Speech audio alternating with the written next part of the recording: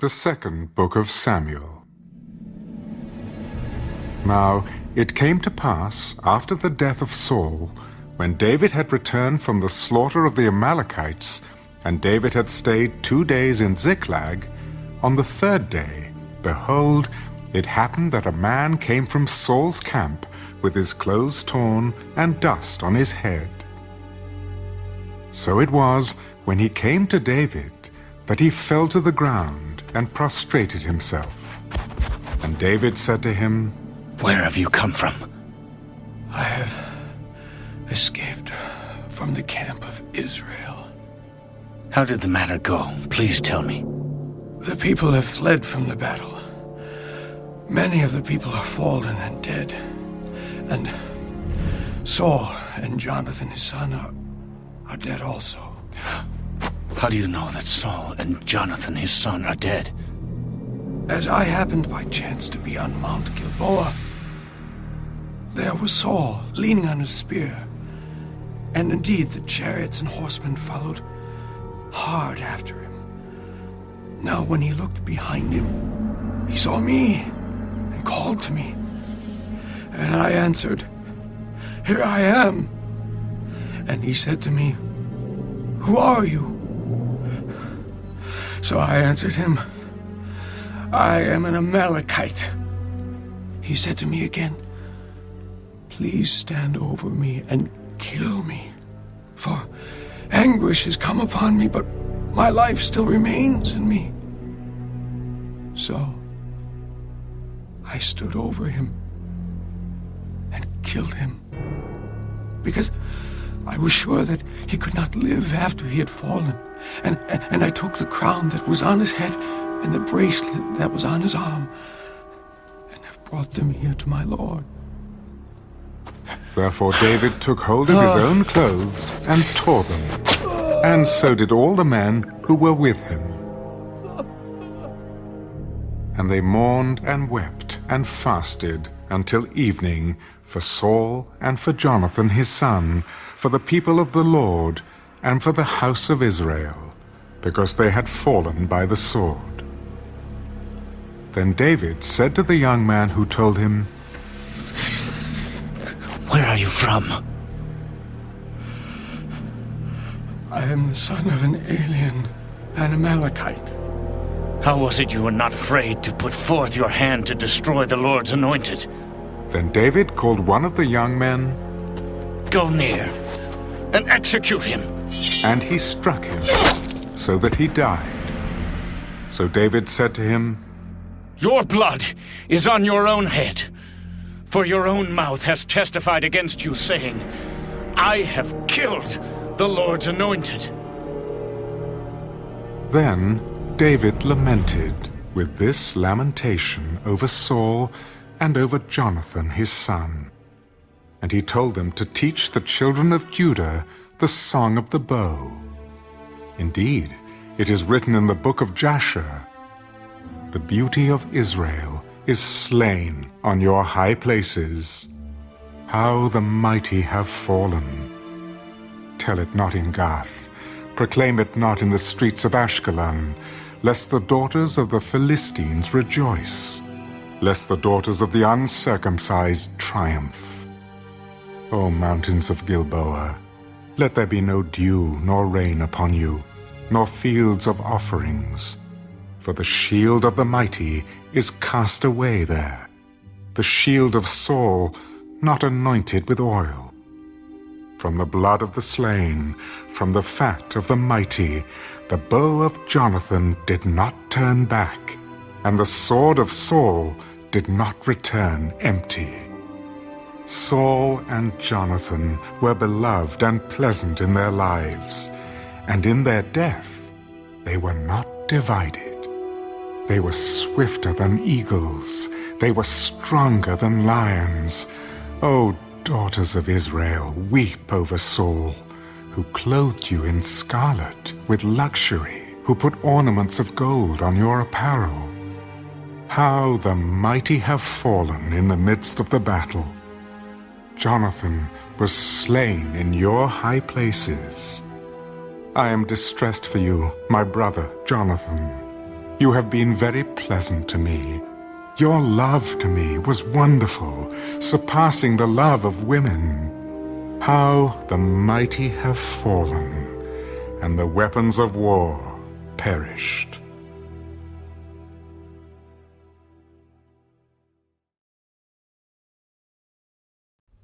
It happened after this that David inquired of the Lord, Shall I go up to any of the cities of Judah?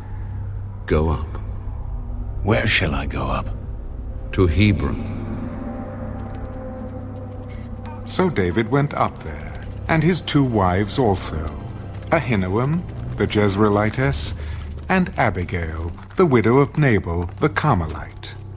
And David brought up the men who were with him, every man with his household. So they dwelt in the cities of Hebron. Then the men of Judah came, and there they anointed David king over the house of Judah. And they told David, The men of Jabesh-Gilead were the ones who buried Saul. So David sent messengers to the men of Jabesh-Gilead. You are blessed of the Lord, for you have shown this kindness to your Lord, to Saul, and have buried him. And now may the Lord show kindness and truth to you. I also will repay you this kindness, because you have done this thing. Now, therefore, let your hands be strengthened, and be valiant, for your master Saul is dead, and also the house of Judah has anointed me king over them. But Abner, the son of Ner, commander of Saul's army, took Ishbosheth, the son of Saul, and brought him over to Mahanaim, and he made him king over Gilead, over the Asherites, over Jezreel, over Ephraim, over Benjamin, and over all Israel. Ishbosheth, Saul's son, was 40 years old when he began to reign over Israel, and he reigned 2 years. Only the house of Judah followed David. And the time that David was king in Hebron over the house of Judah was 7 years and 6 months. Now Abner, the son of Ner, and the servants of Ishbosheth, the son of Saul, went out from Mahanaim to Gibeon. And Joab, the son of Zeruiah, and the servants of David went out and met them by the pool of Gibeon. So they sat down, one on one side of the pool, and the other on the other side of the pool. Then Abner said to Joab, Let the young men now arise and compete before us. Let them arise. So they arose and went over by number, 12 from Benjamin, followers of Ishbosheth the son of Saul, and 12 from the servants of David. And each one grasped his opponent by the head and thrust his sword in his opponent's side. So they fell down together.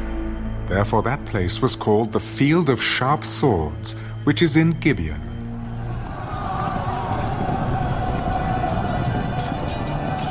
So there was a very fierce battle that day, and Abner and the men of Israel were beaten before the servants of David. Now the 3 sons of Zeruiah were there, Joab, and Abishai, and Asahel. And Asahel was as fleet of foot as a wild gazelle. So Asahel pursued Abner, and in going he did not turn to the right hand or to the left from following Abner.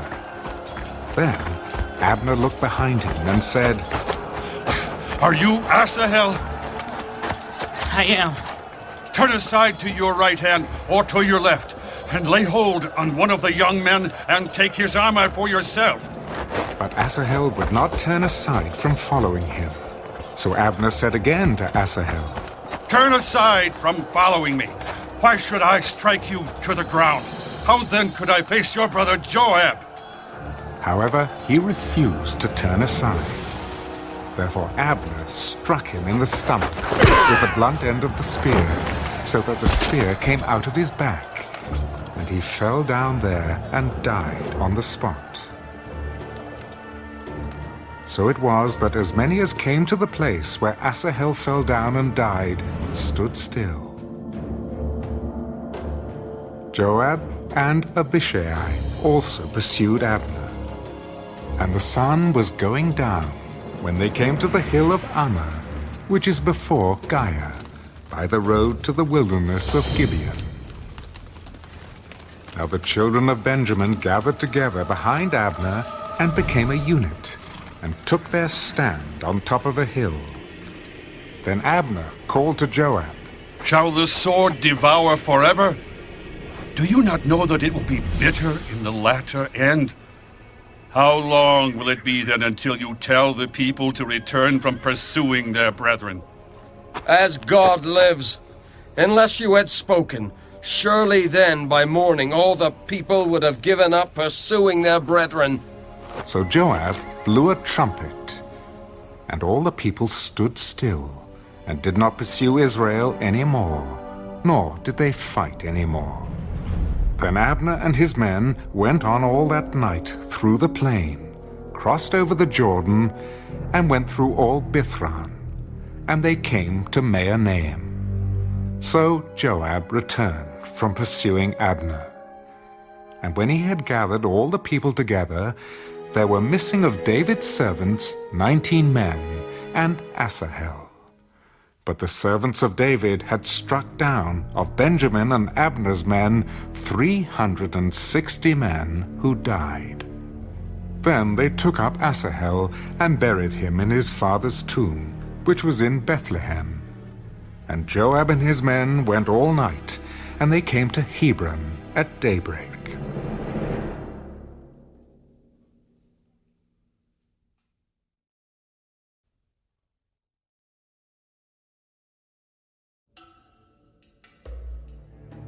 Now there was a long war between the house of Saul and the house of David. But David grew stronger and stronger, and the house of Saul grew weaker and weaker. Sons were born to David in Hebron.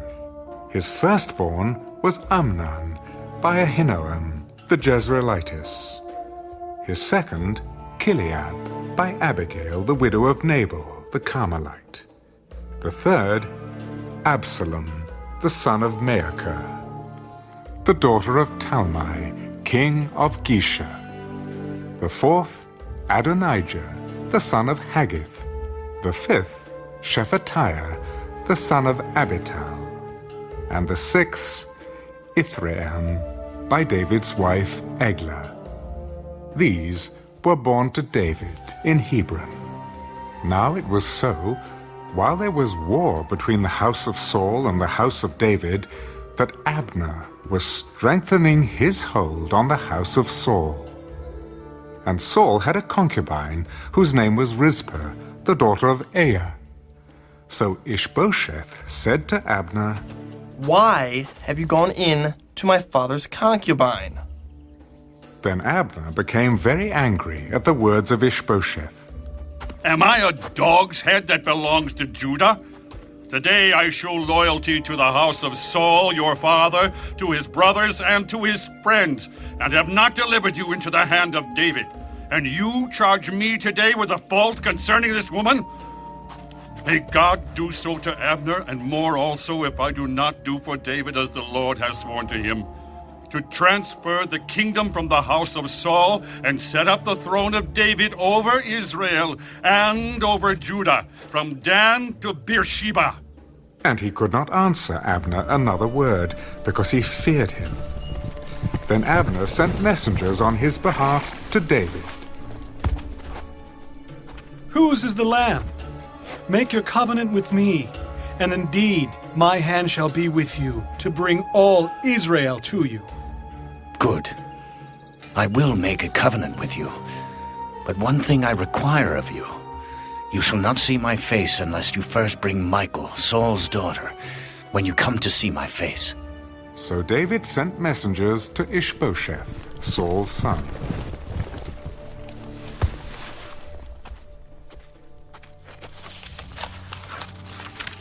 Give me my wife Michal, whom I betrothed to myself for 100 foreskins of the Philistines. And Ishbosheth sent and took her from her husband, from Paltiel, the son of Laish. Then her husband went along with her to Bahurim, weeping behind her. So Abner said to him, Go, return. And he returned. Now Abner had communicated with the elders of Israel. In time past you were seeking for David to be king over you. Now then, do it, for the Lord has spoken of David, saying, By the hand of my servant David I will save my people Israel from the hand of the Philistines and the hand of all their enemies. And Abner also spoke in the hearing of Benjamin. Then Abner also went to speak in the hearing of David in Hebron all that seemed good to Israel and the whole house of Benjamin. So Abner and 20 men with him came to David at Hebron. And David made a feast for Abner and the men who were with him.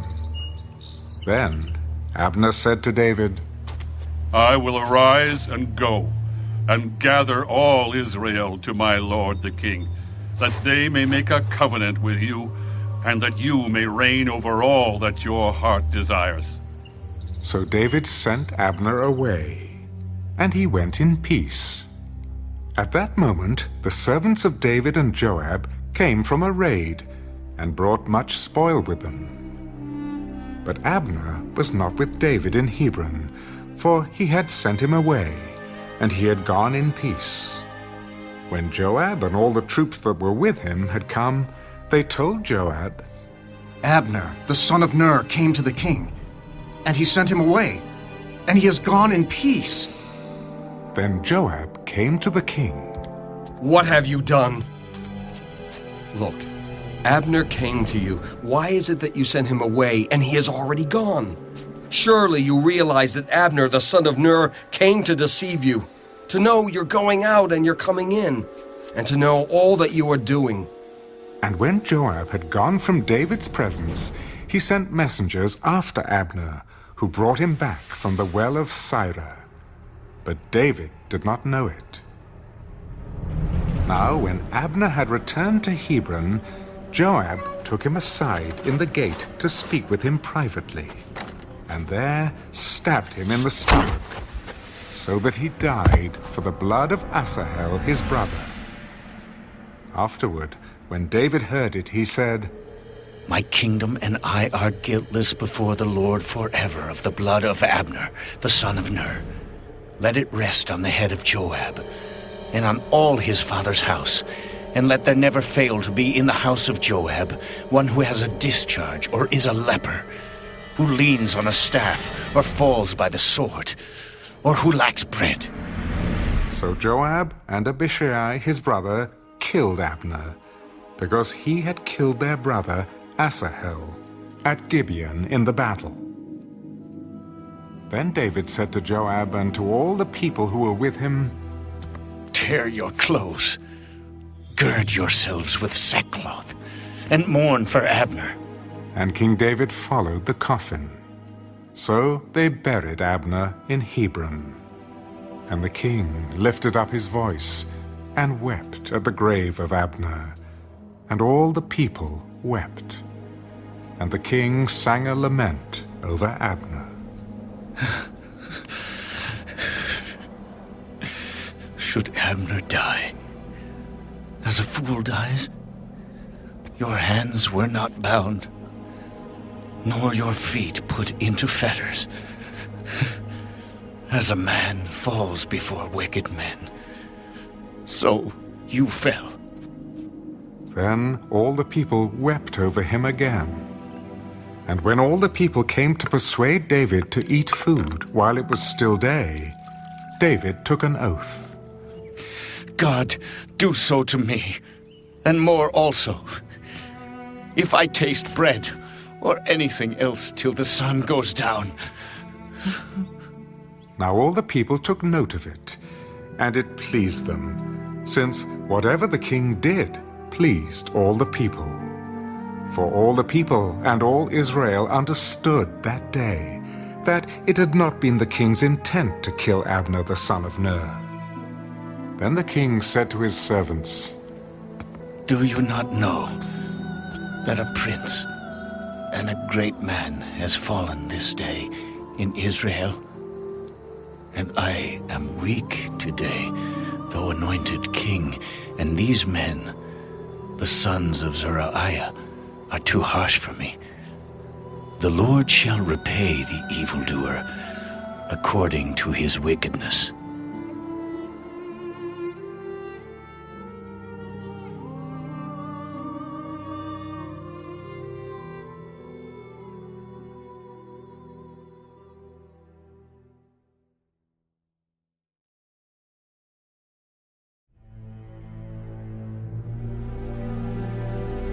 When Saul's son heard that Abner had died in Hebron, he lost heart, and all Israel was troubled. Now Saul's son had 2 men who were captains of troops. The name of one was Baanah, and the name of the other Rechab, the sons of Rimmon the Beerothite, of the children of Benjamin.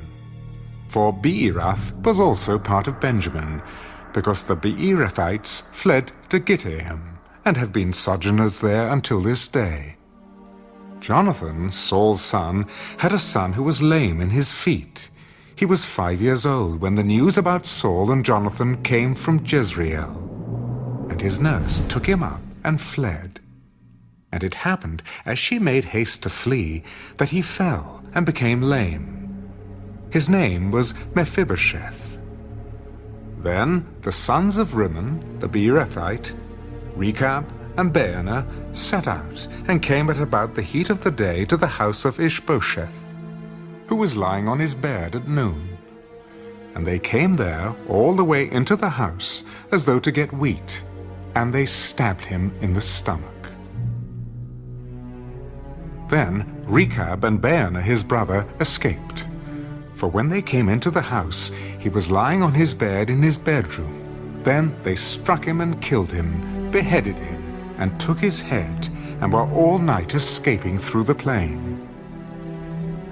And they brought the head of Ishbosheth to David at Hebron, and said to the king, "Here is the head of Ishbosheth, the son of Saul, your enemy, who sought your life. And the Lord has avenged my lord the king this day of Saul and his descendants." But David answered Rechab and Baanah his brother, the sons of Rimmon the Beerothite, As the Lord lives, who has redeemed my life from all adversity, when someone told me, saying, "Look, Saul is dead," thinking to have brought good news, I arrested him and had him executed in Ziklag. The one who thought I would give him a reward for his news. How much more, when wicked men have killed a righteous person in his own house, on his bed? Therefore, shall I not now require his blood at your hand, and remove you from the earth? So David commanded his young men, and they executed them, cut off their hands and feet, and hanged them by the pool in Hebron. But they took the head of Ishbosheth and buried it in the tomb of Abner in Hebron.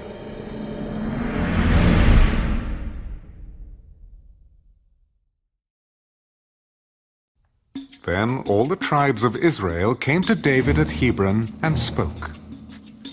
Indeed, we are your bone and your flesh.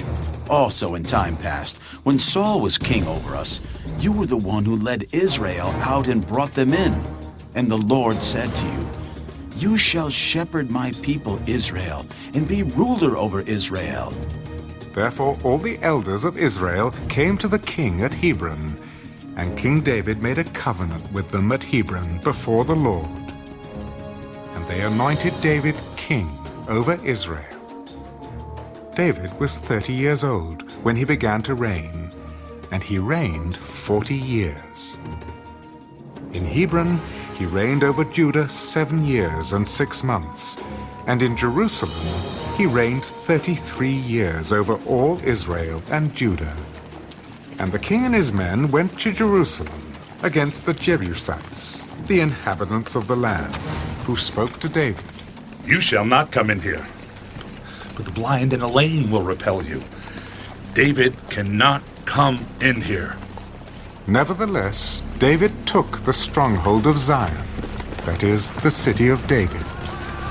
Now David said on that day, "Whoever climbs up by way of the water shaft and defeats the Jebusites, the lame and the blind who are hated by David's soul, he shall be chief and captain." Therefore they say, "The blind and the lame shall not come into the house." Then David dwelt in the stronghold, and called it the city of David. And David built all around, from the Millo and inward. So David went on, and became great, and the Lord God of hosts was with him. Then Hiram, king of Tyre, sent messengers to David, and cedar trees, and carpenters, and masons, and they built David a house. So David knew that the Lord had established him as king over Israel, and that he had exalted his kingdom for the sake of his people Israel. And David took more concubines and wives from Jerusalem, after he had come from Hebron. Also more sons and daughters were born to David. Now these are the names of those who were born to him in Jerusalem: Shammua, Shobab, Nathan, Solomon, Ibhar, Elishua, Nepheg, Japhiah, Elishama, Eliada, and Eliphalet. Now, when the Philistines heard that they had anointed David king over Israel, all the Philistines went up to search for David. And David heard of it, and went down to the stronghold. The Philistines also went and deployed themselves in the valley of Rephaim. So David inquired of the Lord, "Shall I go up against the Philistines? Will you deliver them into my hand?" Go up, for I will doubtless deliver the Philistines into your hand. So David went to Baal Perazim, and David defeated them there. And he said, "The Lord has broken through my enemies before me, like a breakthrough of water." Therefore he called the name of that place Baal Perazim.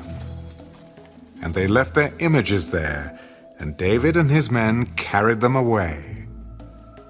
Then the Philistines went up once again, and deployed themselves in the valley of Rephaim. Therefore David inquired of the Lord, You shall not go up. Circle around behind them, and come upon them in front of the mulberry trees.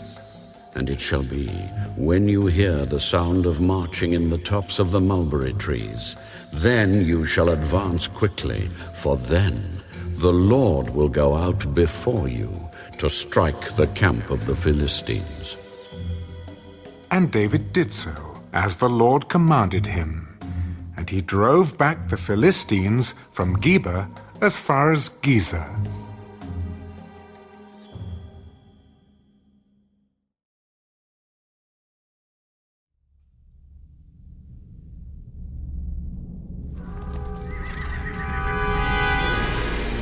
Again, David gathered all the choice men of Israel, 30,000. And David arose and went with all the people who were with him from Baale-Judah to bring up from there the ark of God, whose name is called by the name the Lord of Hosts, who dwells between the cherubim. So they set the ark of God on a new cart, and brought it out of the house of Abinadab, which was on the hill. And Uzzah and Ahio, the sons of Abinadab, drove the new cart. And they brought it out of the house of Abinadab, which was on the hill, accompanying the ark of God. And Ahio went before the ark. Then David and all the house of Israel played music before the Lord on all kinds of instruments of fir wood, on harps, on stringed instruments, on tambourines, on sistrums, and on cymbals. And when they came to Nachon's threshing floor, Uzzah put out his hand to the ark of God, and took hold of it, for the oxen stumbled. Then the anger of the Lord was aroused against Uzzah, and God struck him there for his error. And he died there by the ark of God. And David became angry because of the Lord's outbreak against Uzzah. And he called the name of the place Perez Uzzah to this day. David was afraid of the Lord that day. How can the ark of the Lord come to me? So David would not move the ark of the Lord with him into the city of David. But David took it aside into the house of Obed-Edom, the Gittite. The ark of the Lord remained in the house of Obed-Edom the Gittite 3 months. And the Lord blessed Obed-Edom and all his household. Now it was told King David, "The Lord has blessed the house of Obed-Edom and all that belongs to him, because of the ark of God." So David went and brought up the ark of God from the house of Obed-Edom to the city of David with gladness. And so it was, when those bearing the ark of the Lord had gone 6 paces, that he sacrificed oxen and fatted sheep.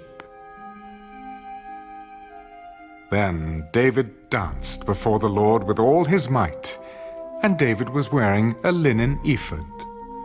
So David and all the house of Israel brought up the ark of the Lord with shouting and with the sound of the trumpet.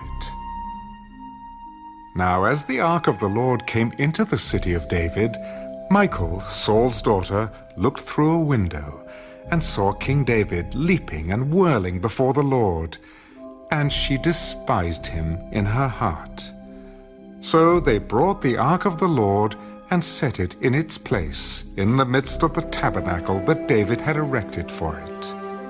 Then David offered burnt offerings and peace offerings before the Lord. And when David had finished offering burnt offerings and peace offerings, he blessed the people in the name of the Lord of hosts. Then he distributed among all the people, among the whole multitude of Israel, both the women and the men, to everyone a loaf of bread, a piece of meat, and a cake of raisins. So all the people departed, everyone to his house. Then David returned to bless his household. And Michal, the daughter of Saul, came out to meet David. How glorious was the King of Israel today, uncovering himself today in the eyes of the maids of his servants, as one of the base fellows shamelessly uncovers himself. It was before the Lord, who chose me instead of your father and all his house, to appoint me ruler over the people of the Lord, over Israel. Therefore I will play music before the Lord, and I will be even more undignified than this, and will be humble in my own sight. But as for the maidservants of whom you have spoken, by them I will be held in honor.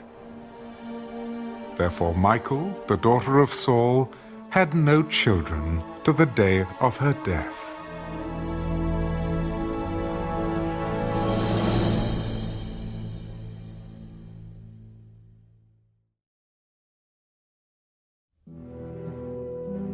Now it came to pass, when the king was dwelling in his house, and the Lord had given him rest from all his enemies all around, that the king said to Nathan the prophet, See now, I dwell in a house of cedar, but the ark of God dwells inside tent curtains.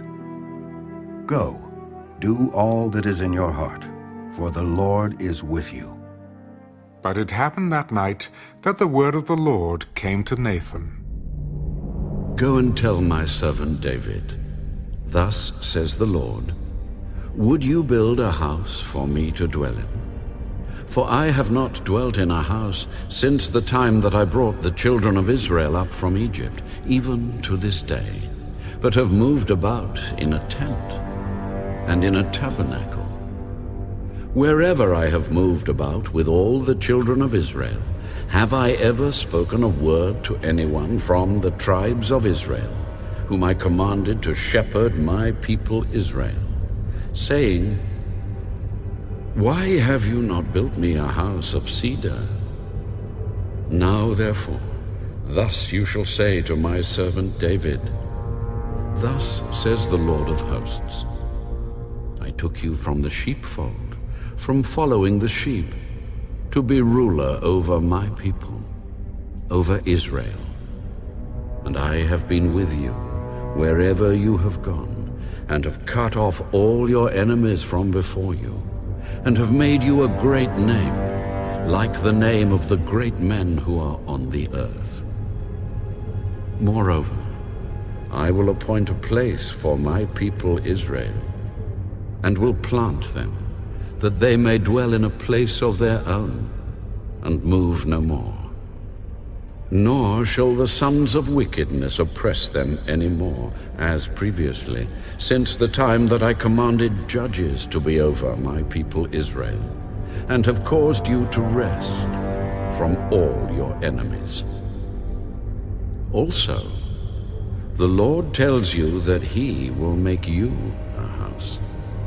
When your days are fulfilled, and you rest with your fathers, I will set up your seed after you, who will come from your body, and I will establish his kingdom.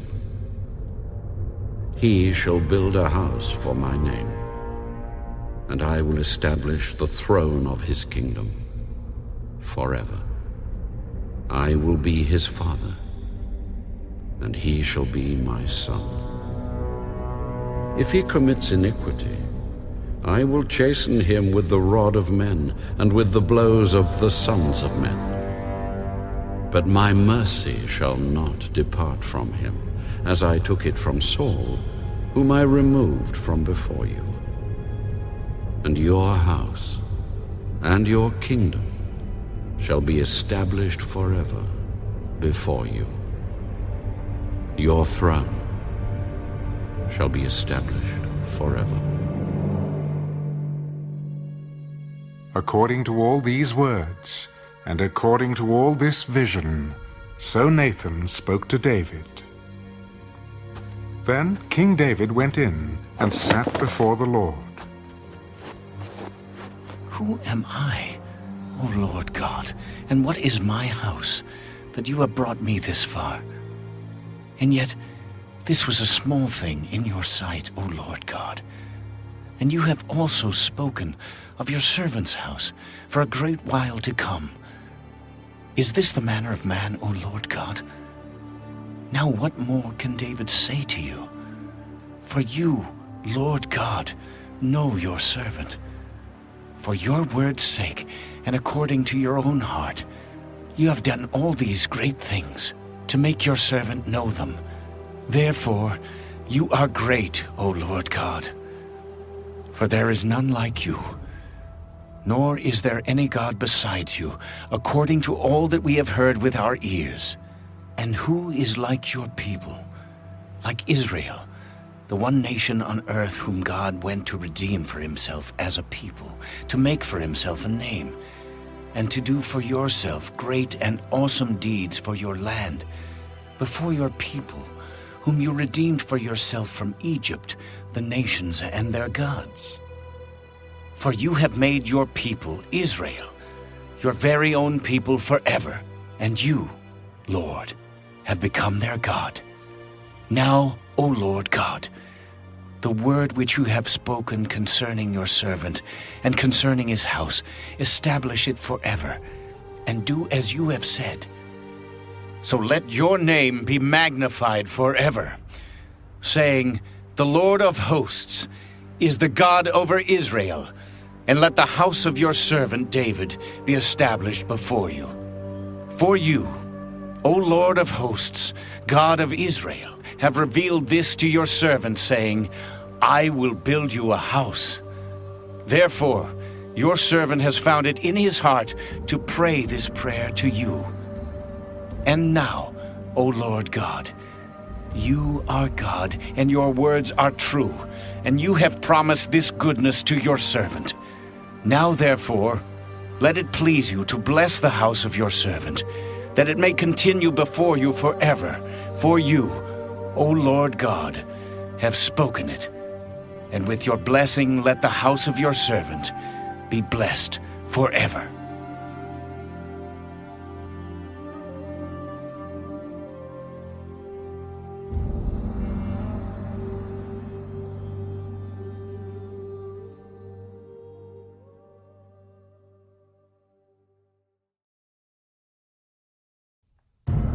After this, it came to pass that David attacked the Philistines and subdued them.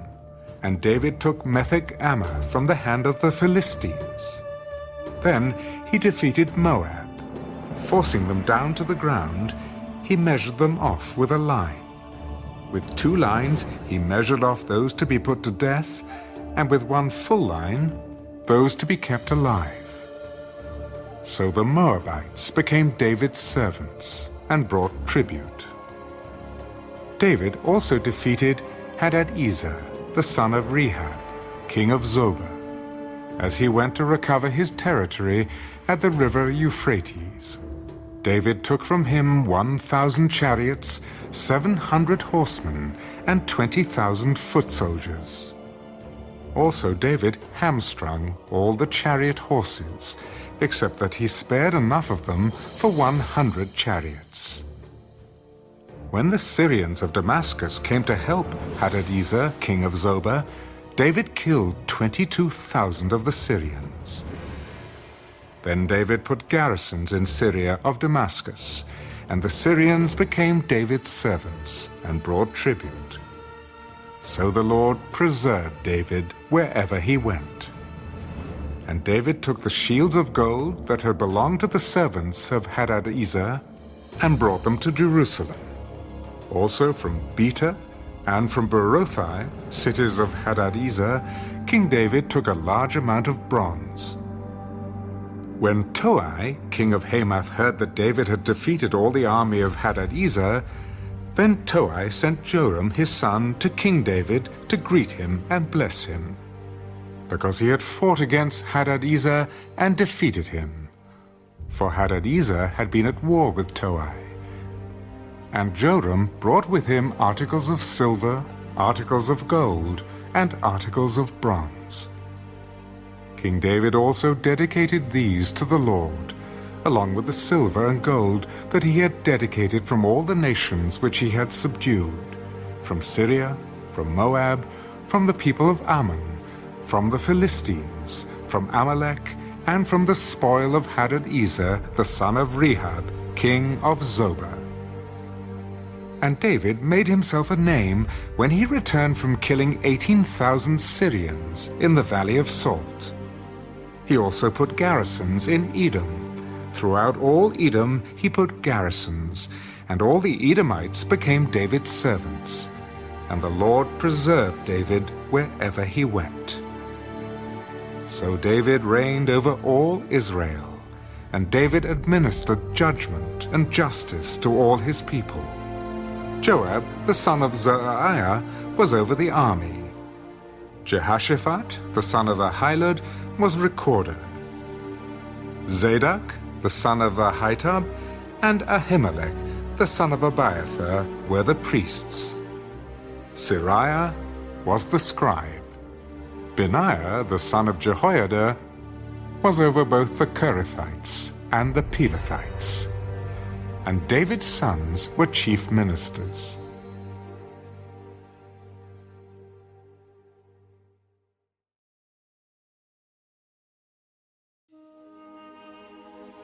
Now David said, "Is there still anyone who is left of the house of Saul, that I may show him kindness for Jonathan's sake?" And there was a servant of the house of Saul, whose name was Ziba. So when they had called him to David, the king said to him, "Are you Ziba?" "At your service."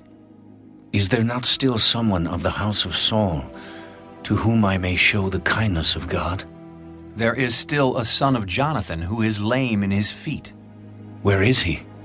"Indeed, he is in the house of Machir, the son of Ammiel, in Lodebar." Then King David sent and brought him out of the house of Machir, the son of Ammiel, from Lodebar.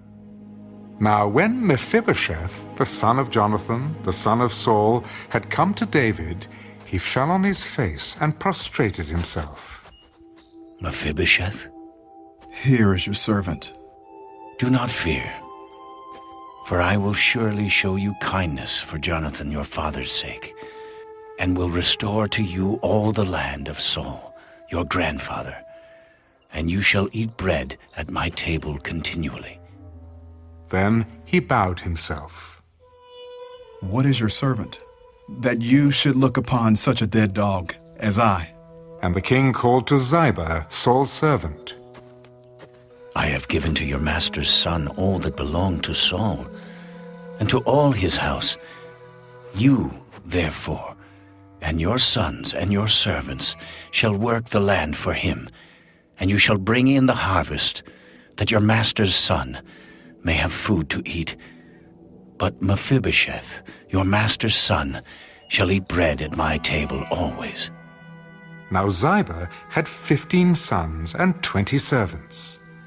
Then Ziba said to the king, According to all that my lord the king has commanded his servant, so will your servant do.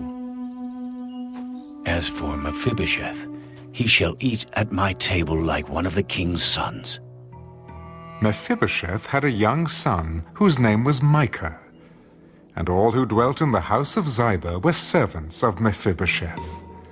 So Mephibosheth dwelt in Jerusalem, for he ate continually at the king's table, and he was lame in both his feet.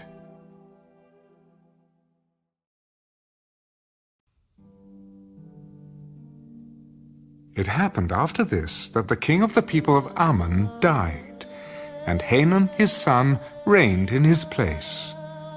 Then David said, I will show kindness to Hanun, the son of Nahash, as his father showed kindness to me. So David sent by the hand of his servants to comfort him concerning his father. And David's servants came into the land of the people of Ammon. And the princes of the people of Ammon said to Hanun their lord, Do you think that David really honors your father because he has sent comforters to you? Has David not rather sent his servants to you to search the city, to spy it out, and to overthrow it?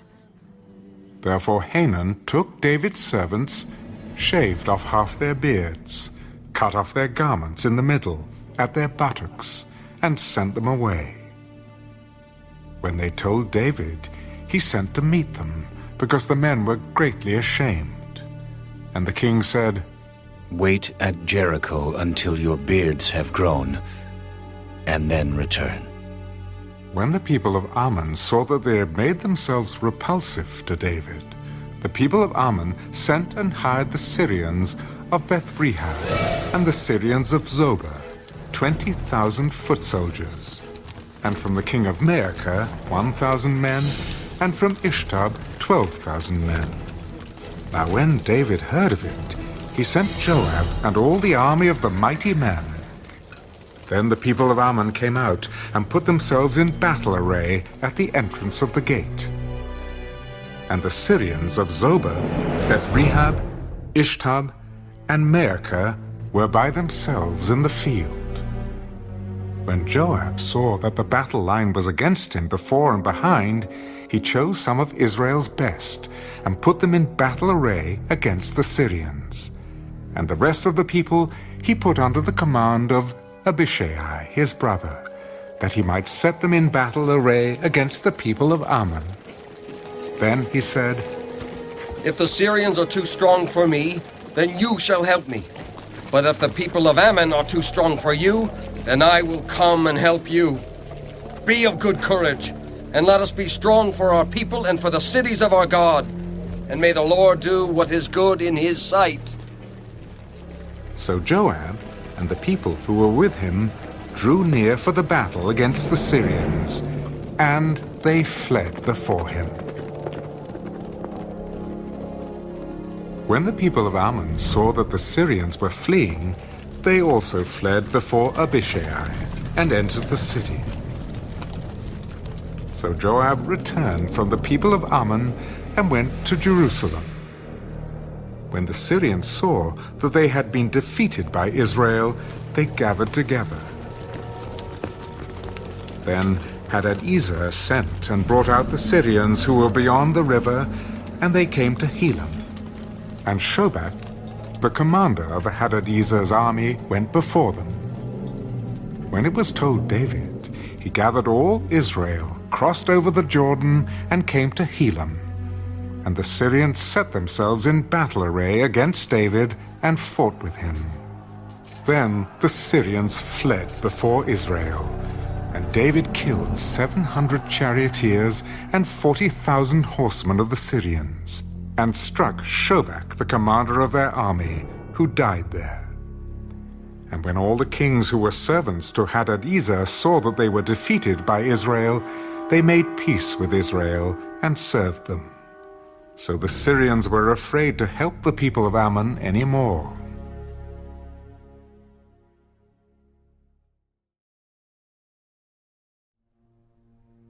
It happened in the spring of the year, at the time when kings go out to battle, that David sent Joab and his servants with him and all Israel, and they destroyed the people of Ammon and besieged Rabbah. But David remained at Jerusalem. Then it happened one evening that David arose from his bed and walked on the roof of the king's house. And from the roof he saw a woman bathing. And the woman was very beautiful to behold. So David sent and inquired about the woman. And someone said, "Is this not Bathsheba, the daughter of Eliam, the wife of Uriah the Hittite?" Then David sent messengers and took her. And she came to him, and he lay with her, for she was cleansed from her impurity. And she returned to her house. And the woman conceived. So she sent and told David. "I am with child." Then David sent to Joab. "Send me Uriah the Hittite." And Joab sent Uriah to David.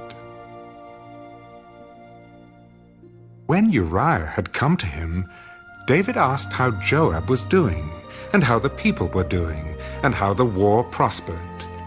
And David said to Uriah, "Go down to your house and wash your feet."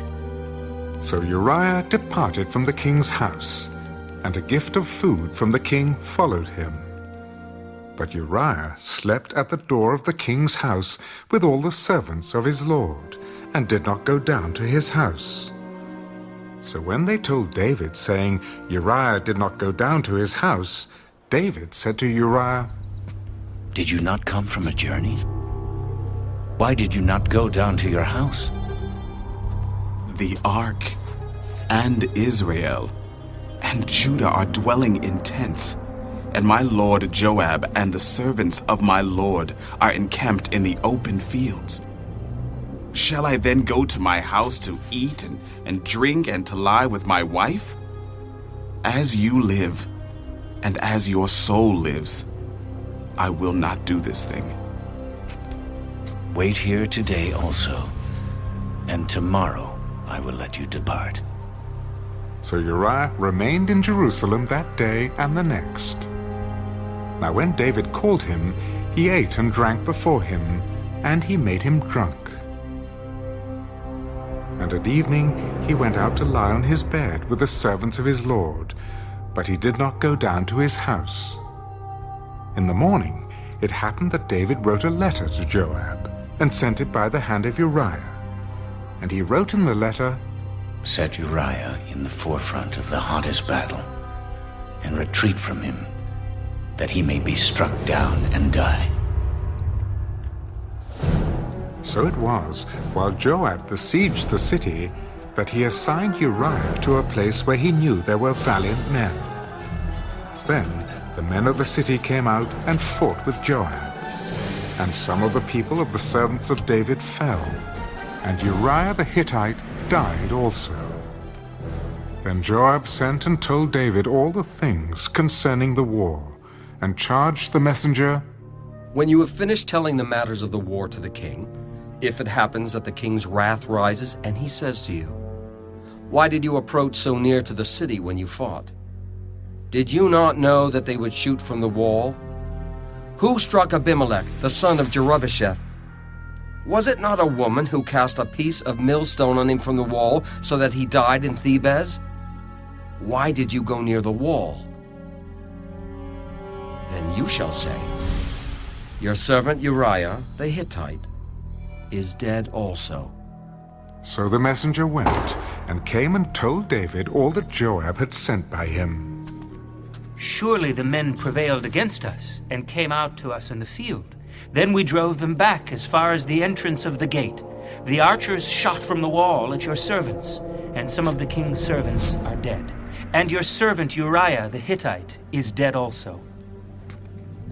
Thus you shall say to Joab, "Do not let this thing displease you, for the sword devours one as well as another.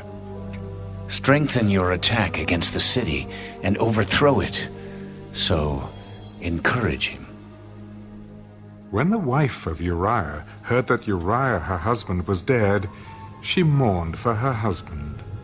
And when her mourning was over, David sent and brought her to his house, and she became his wife and bore him a son. But the thing that David had done displeased the Lord.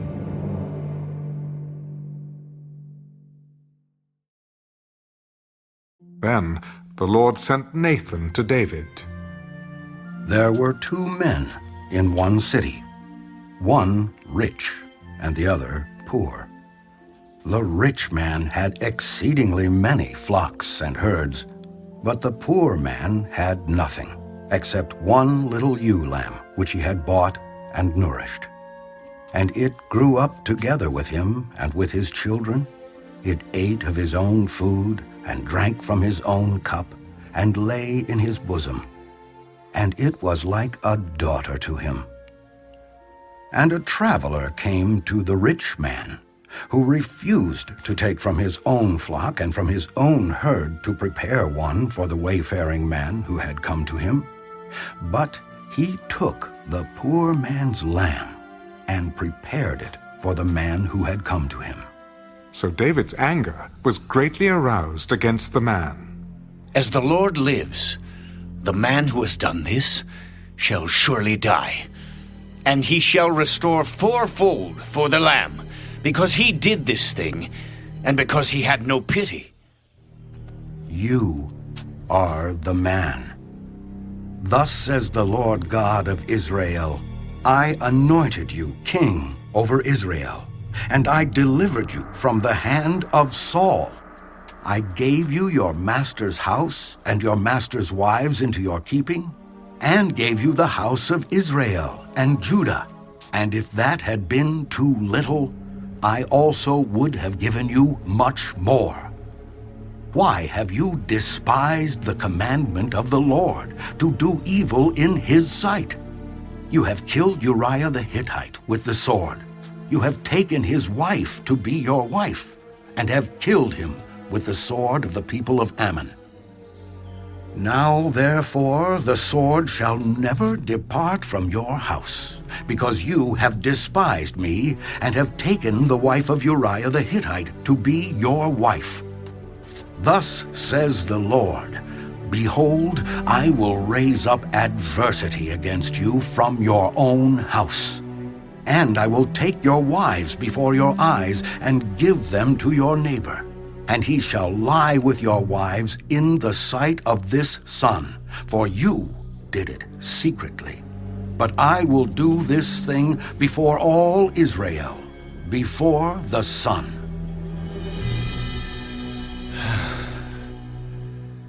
I have sinned against the Lord.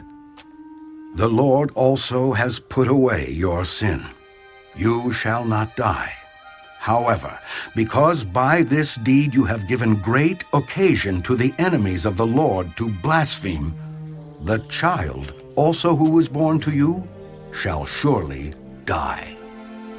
Then Nathan departed to his house, And the Lord struck the child that Uriah's wife bore to David, and it became ill. David therefore pleaded with God for the child, and David fasted and went in and lay all night on the ground. So the elders of his house arose and went to him to raise him up from the ground. But he would not, nor did he eat food with them. Then on the seventh day it came to pass that the child died. And the servants of David were afraid to tell him that the child was dead. Indeed, while the child was alive, we spoke to him, and he would not heed our voice. How can we tell him that the child is dead? He may do some harm. When David saw that his servants were whispering, David perceived that the child was dead. Therefore David said to his servants, "Is the child dead?" "He is dead."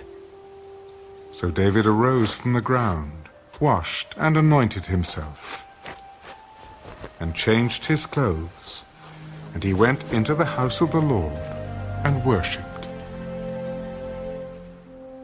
Then he went to his own house. And when he requested, they set food before him, and he ate. Then his servants said to him, "What is this that you have done?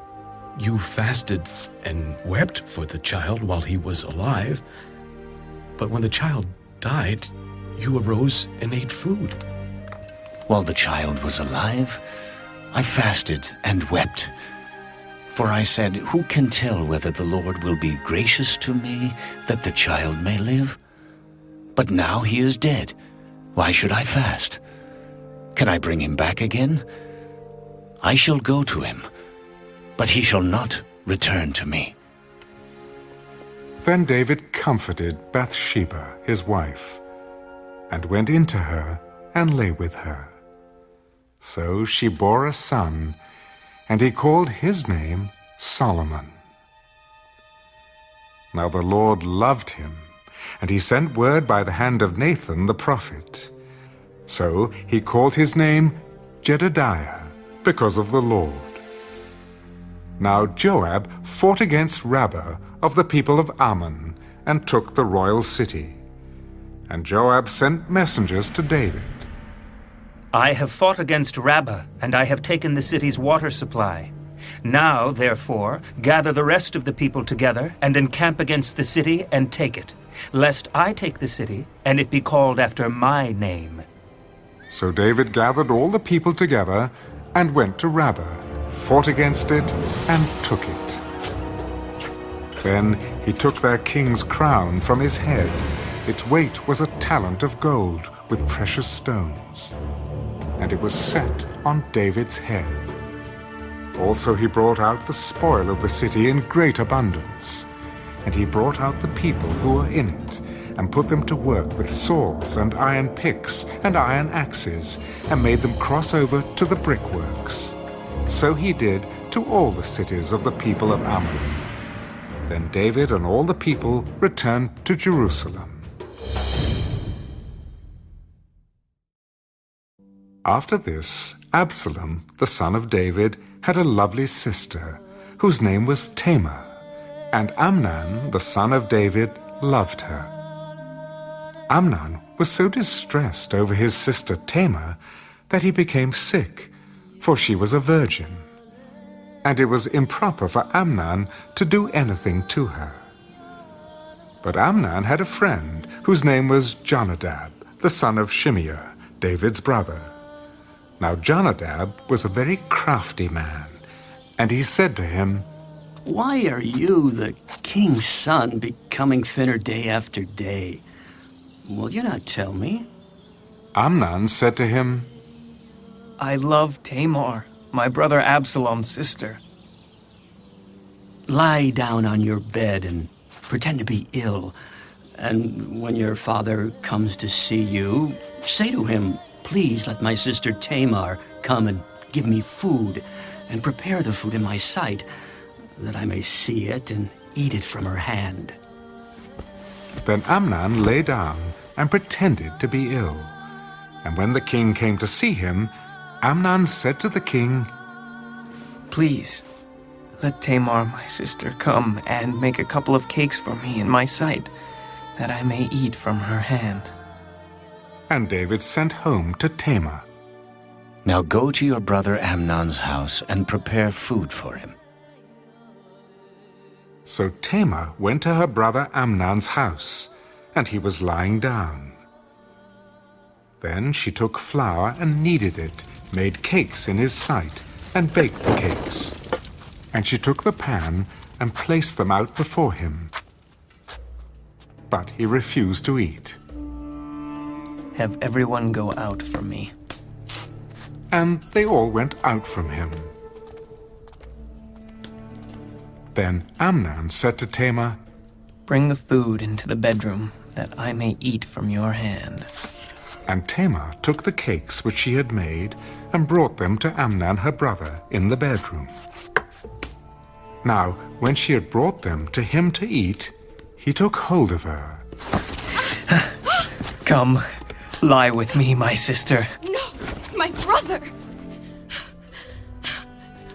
Do not force me, for no such thing should be done in Israel. Do not do this disgraceful thing. And where could I take my shame? And as for you, you would be like one of the fools in Israel. Now, therefore, please speak to the king, for he will not withhold me from you." However, he would not heed her voice, and being stronger than she, he forced her and lay with her. Then Amnon hated her exceedingly, so that the hatred with which he hated her was greater than the love with which he had loved her. And Amnon said to her, "Arise, be gone." No, indeed. This evil of sending me away is worse than the other that you did to me. But he would not listen to her. Then he called his servant who attended him. "Here, put this woman out, away from me, and bolt the door behind her." Now she had on a robe of many colors, for the king's virgin daughters wore such apparel. And his servant put her out and bolted the door behind her. Then Tamar put ashes on her head, and tore her robe of many colors that was on her, and laid her hand on her head, and went away crying bitterly. And Absalom her brother said to her, "Has Amnon your brother been with you? But now hold your peace, my sister. He is your brother. Do not take this thing to heart." So Tamar remained desolate in her brother Absalom's house. But when King David heard of all these things, he was very angry. And Absalom spoke to his brother Amnon, neither good nor bad. For Absalom hated Amnon, because he had forced his sister Tamar.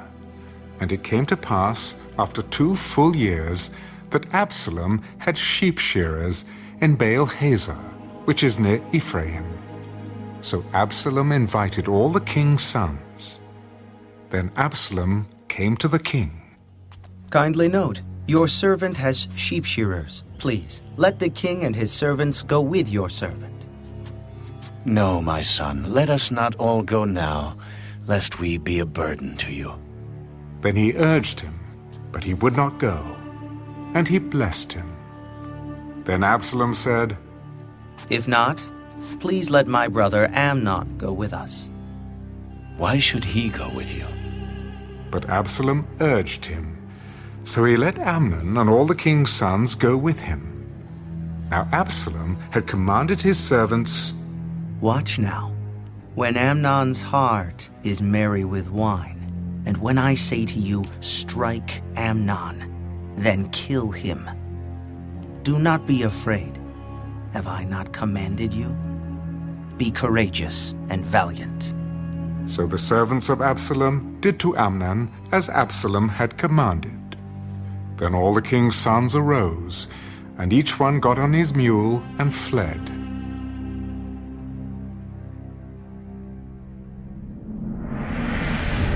And it came to pass, while they were on their way, that news came to David.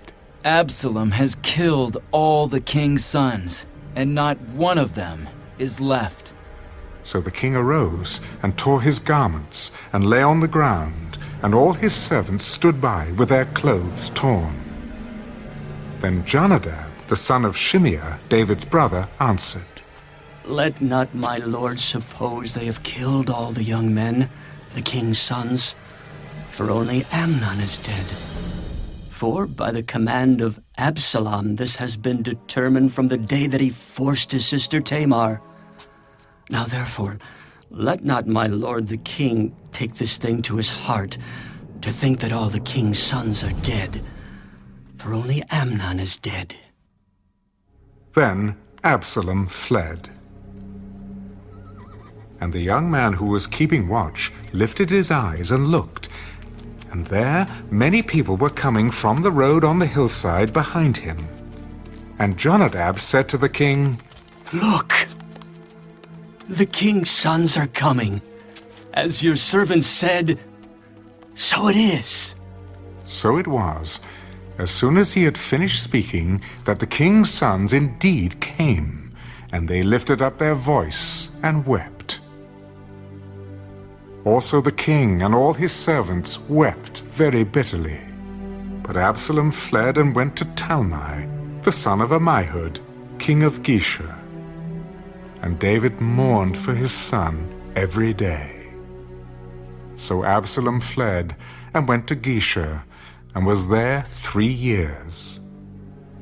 And King David longed to go to Absalom, for he had been comforted concerning Amnon, because he was dead.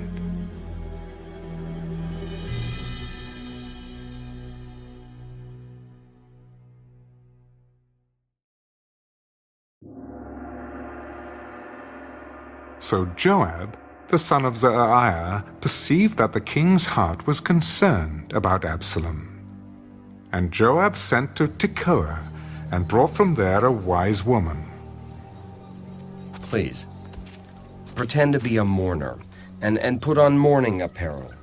Do not anoint yourself with oil, but act like a woman who has been mourning a long time for the dead. Go to the king, and speak to him in this manner. So Joab put the words in her mouth, and when the woman of Tekoa spoke to the king, she fell on her face to the ground and prostrated herself. Help, O king! What troubled you? Indeed, I am a widow. My husband is dead.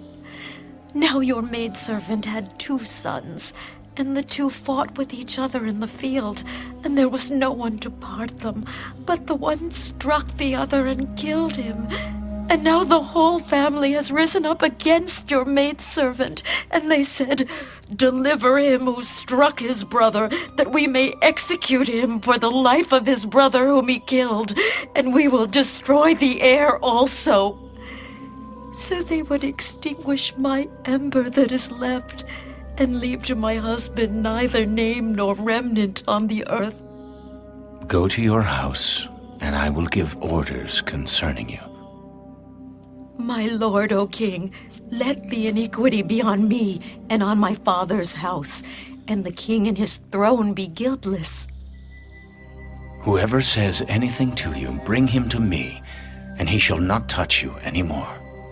Please let the king remember the Lord your God, and do not permit the avenger of blood to destroy any more, lest they destroy my son. As the Lord lives, not one hair of your son shall fall to the ground. Please, let your maidservant speak another word to my lord the king. Say on. Why then have you schemed such a thing against the people of God? For the king speaks this thing as one who is guilty, in that the king does not bring his banished one home again. For we will surely die and become like water spilled on the ground, which cannot be gathered up again. Yet God does not take away a life, but he devises means so that his banished ones are not expelled from him. Now, therefore, I have come to speak of this thing to my lord the king, because the people have made me afraid. And your maidservant said, I will now speak to the king. It may be that the king will perform the request of his maidservant. For the king will hear and deliver his maidservant from the hand of the man who would destroy me and my son together from the inheritance of God. Your maidservant said, The word of my lord the king will now be comforting. For as the angel of God, so is my lord the king in discerning good and evil. And may the Lord your God be with you. Please do not hide from me anything that I ask you. Please, let my lord the king speak. Is the hand of Joab with you in all this? As you live, my lord the king, no one can turn to the right hand or to the left from anything that my lord the king has spoken. For your servant Joab commanded me, and he put all these words in the mouth of your maidservant. To bring about this change of affairs, your servant Joab has done this thing. But my lord is wise, according to the wisdom of the angel of God, to know everything that is in the earth. And the king said to Joab, All right. I have granted this thing. Go, therefore, bring back the young man Absalom. Then Joab fell to the ground on his face and bowed himself and thanked the king. Today, your servant knows that I have found favor in your sight, my lord, O king, and that the king has fulfilled the request of his servant.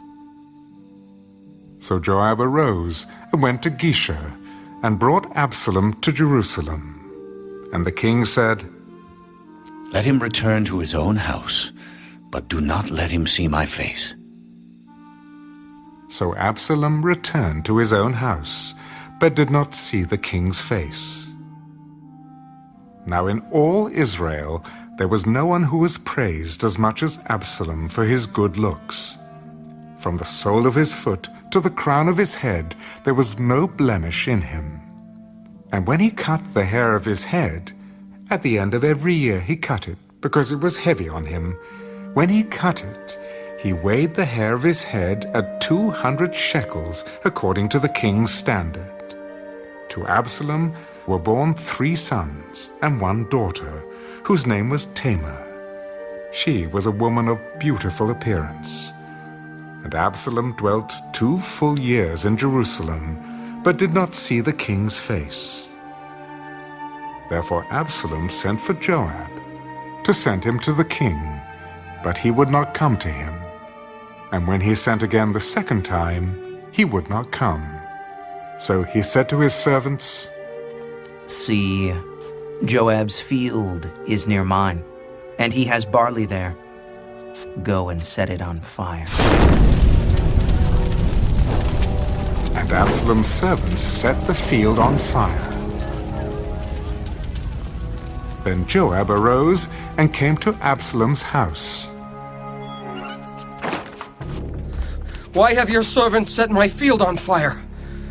Look, I sent to you, saying, Come here, so that I may send you to the king, to say, Why have I come from Geshur? It would be better for me to be there still. Now, therefore, let me see the king's face. But if there is iniquity in me, let him execute me. So Joab went to the king and told him. And when he had called for Absalom, he came to the king and bowed himself on his face to the ground before the king.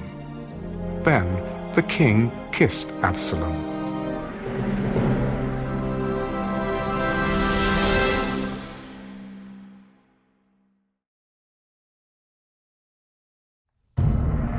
After this, It happened that Absalom provided himself with chariots and horses, and 50 men to run before him. Now Absalom would rise early and stand beside the way to the gate. So it was, whenever anyone who had a lawsuit came to the king for a decision, that Absalom would call to him and say, "What city are you from?" And he would say, "Your servant is from such and such a tribe of Israel." Then Absalom would say to him, "Look, your case is good and right, but there is no deputy of the king to hear you. Oh, that I were made judge in the land, and everyone who has any suit or cause would come to me. Then I would give him justice." And so it was, whenever anyone came near to bow down to him, that he would put out his hand and take him and kiss him. In this manner Absalom acted toward all Israel who came to the king for judgment. So Absalom stole the hearts of the men of Israel. Now it came to pass, after 40 years, that Absalom said to the king, "Please, let me go to Hebron and pay the vow which I made to the Lord. For your servant took a vow while I dwelt at Geshur in Syria, saying, 'If the Lord indeed brings me back to Jerusalem, then I will serve the Lord.'" And the king said to him, "Go in peace." So he arose and went to Hebron.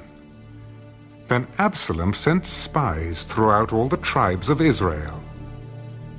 "As soon as you hear the sound of the trumpet, then you shall say, 'Absalom reigns in Hebron.'"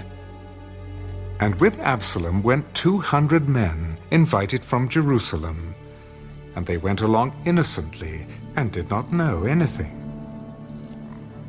Then Absalom sent for Ahithophel the Gilonite, David's counselor from his city, from Gilo, while he offered sacrifices.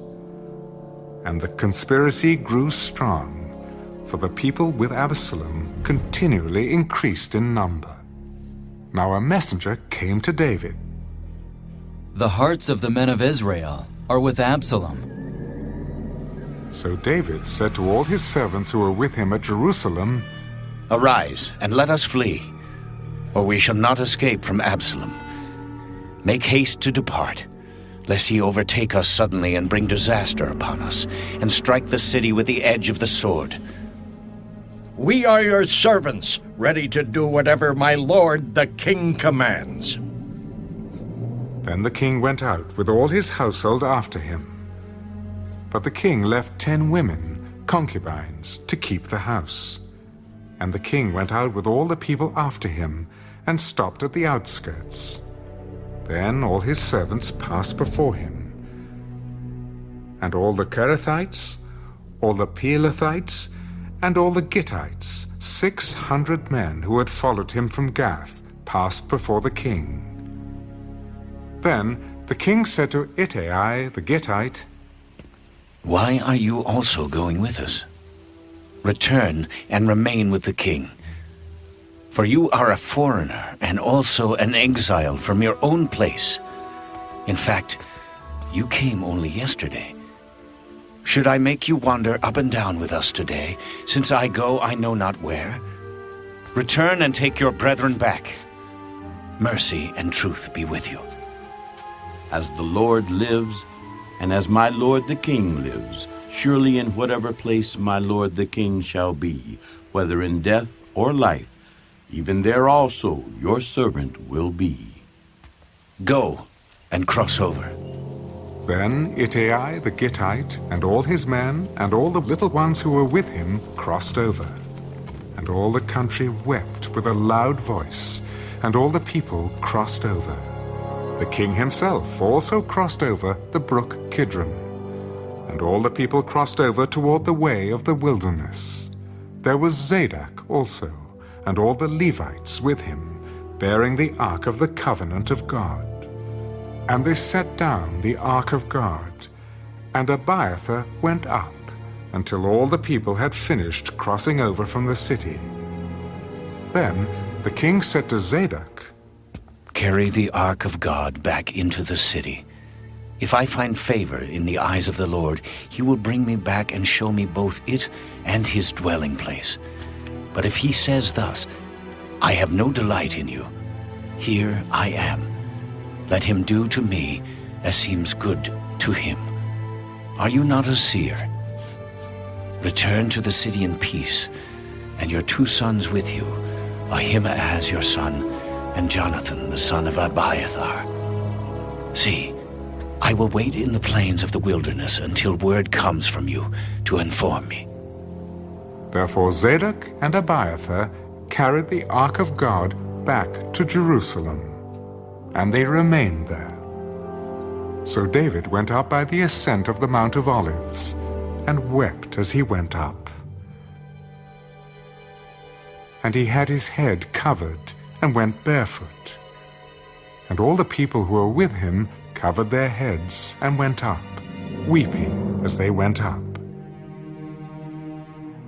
Then someone told David, Ahithophel is among the conspirators with Absalom. O Lord, I pray, turn the counsel of Ahithophel into foolishness. Now it happened, when David had come to the top of the mountain where he worshipped God, there was Hushai the Archite coming to meet him, with his robe torn and dust on his head. David said to him, If you go on with me, then you will become a burden to me. But if you return to the city and say to Absalom, I will be your servant, O king, as I was your father's servant previously, so I will now be your servant. Then you may defeat the counsel of Ahithophel for me. And do you not have Zadok and Abiathar the priests with you there? Therefore, it will be that whatever you hear from the king's house, you shall tell to Zadok and Abiathar the priests. Indeed, they have there with them their 2 sons, Ahimaaz, Zadok's son, and Jonathan, Abiathar's son, and by them you shall send me everything you hear. So Hushai, David's friend, went into the city, and Absalom came into Jerusalem.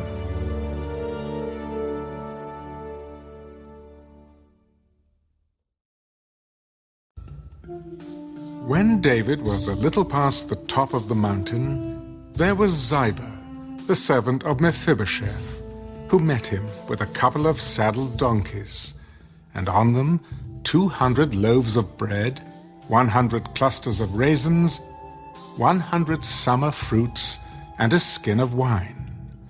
And the king said to Ziba, What do you mean to do with these? The donkeys are for the king's household to ride on, the bread and summer fruit for the young men to eat, and the wine for those who are faint in the wilderness to drink. And where is your master's son? Indeed, he is staying in Jerusalem, for he said, Today the house of Israel will restore the kingdom of my father to me. Here, all that belongs to Mephibosheth is yours. I humbly bow before you, that I may find favor in your sight, my lord, O king. Now when King David came to Bahurim, there was a man from the family of the house of Saul, whose name was Shimei, the son of Gera, coming from there. He came out, cursing continuously as he came. And he threw stones at David, and at all the servants of King David. And all the people and all the mighty men were on his right hand and on his left. Also Shimei said thus when he cursed, Come out, you bloodthirsty man, you rogue! The Lord has brought upon you all the blood of the house of Saul, in whose place you have reigned, and the Lord has delivered the kingdom into the hand of Absalom, your son. So now you are caught in your own evil, because you are a bloodthirsty man. Then Abishai, the son of Zeruiah, said to the king, Why should this dead dog curse my lord the king? Please, Let me go over and take off his head. What have I to do with you, you sons of Zeruiah? So let him curse, because the Lord has said to him, Curse David. Who then shall say, Why have you done so? See how my son, who came from my own body, seeks my life. How much more now may this Benjamite? Let him alone, and let him curse, for so the Lord has ordered him. It may be that the Lord will look on my affliction, and that the Lord will repay me with good for his cursing this day. And as David and his men went along the road, Shimei went along the hillside opposite him, and cursed as he went, threw stones at him, and kicked up dust. Now the king and all the people who were with him became weary, so they refreshed themselves there. Meanwhile, Absalom and all the people, the men of Israel, came to Jerusalem, and Ahithophel was with him. And so it was, when Hushai the Archite, David's friend, came to Absalom, that Hushai said to Absalom, Long live the king! Long live the king! So Absalom said to Hushai, Is this your loyalty to your friend? Why did you not go with your friend? No, but whom the Lord and this people and all the men of Israel choose, his I will be, and with him I will remain. Furthermore, whom should I serve? Should I not serve in the presence of his son? As I have served in your father's presence, so will I be in your presence. Then Absalom said to Ahithophel, Give advice as to what we should do. Go into your father's concubines, whom he has left to keep the house, and all Israel will hear that you are abhorred by your father. Then the hands of all who are with you will be strong. So they pitched a tent for Absalom on the top of the house. And Absalom went in to his father's concubines in the sight of all Israel. Now the advice of Ahithophel, which he gave in those days, was as if one had inquired at the oracle of God. So was all the advice of Ahithophel, both with David and with Absalom.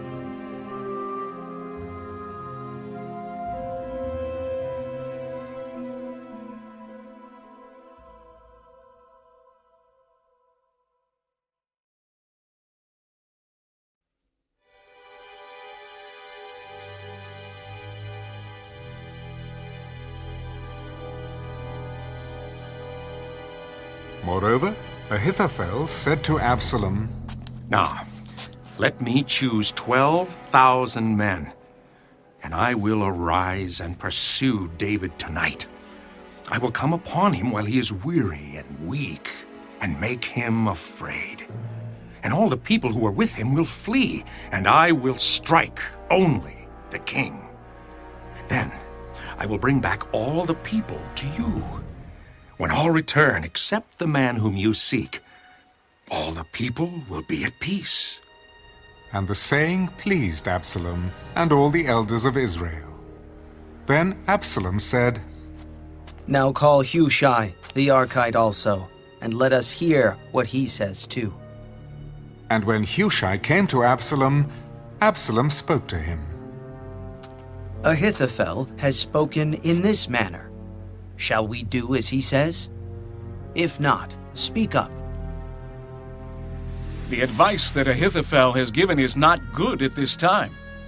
For you know your father and his men, that they are mighty men, and they are enraged in their minds like a bear robbed of her cubs in the field. And your father is a man of war, and will not camp with the people. Surely by now he is hidden in some pit or in some other place. And it will be, when some of them are overthrown at the first, that whoever hears it will say, There is a slaughter among the people who follow Absalom. And even he who is valiant, whose heart is like the heart of a lion, will melt completely.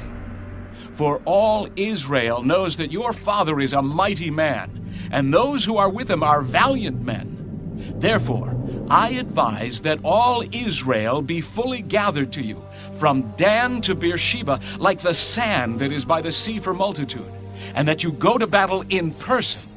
So we will come upon him in some place where he may be found, and we will fall on him as the dew falls on the ground. And of him and all the men who are with him there shall not be left so much as one. Moreover, if he is withdrawn into a city, then all Israel shall bring ropes to that city, and we will pull it into the river until there is not one small stone found there. So Absalom and all the men of Israel said, The advice of Hushai the Archite is better than the advice of Ahithophel. For the Lord had purposed to defeat the good advice of Ahithophel, to the intent that the Lord might bring disaster on Absalom. Then Hushai said to Zadok and Abiathar the priests, Thus and so Ahithophel advised Absalom and the elders of Israel, and thus and so I have advised. Now, therefore, send quickly and tell David, saying, Do not spend this night in the plains of the wilderness, but speedily cross over, lest the king and all the people who are with him be swallowed up. Now Jonathan and Ahimaaz stayed at En-Rogel, for they dared not be seen coming into the city. So a female servant would come and tell them, and they would go and tell King David. Nevertheless, a lad saw them and told Absalom. But both of them went away quickly and came to a man's house in Bahurim, who had a well in his court, and they went down into it. Then the woman took and spread a covering over the well's mouth, and spread ground grain on it, and the thing was not known. And when Absalom's servants came to the woman at the house, they said, Where are Ahimaaz and Jonathan? They have gone over the water brook. And when they had searched and could not find them, they returned to Jerusalem. Now it came to pass, after they had departed, that they came up out of the well and went and told King David. Arise and cross over the water quickly, for thus has Ahithophel advised against you. So David and all the people who were with him arose and crossed over the Jordan. By morning light, not one of them was left who had not gone over the Jordan. Now when Ahithophel saw that his advice was not followed, he saddled a donkey and arose and went home to his house, to his city. Then he put his household in order and hanged himself and died, and he was buried in his father's tomb. Then David went to Mahanaim, and Absalom crossed over the Jordan, he and all the men of Israel with him. And Absalom made Amasa captain of the army instead of Joab.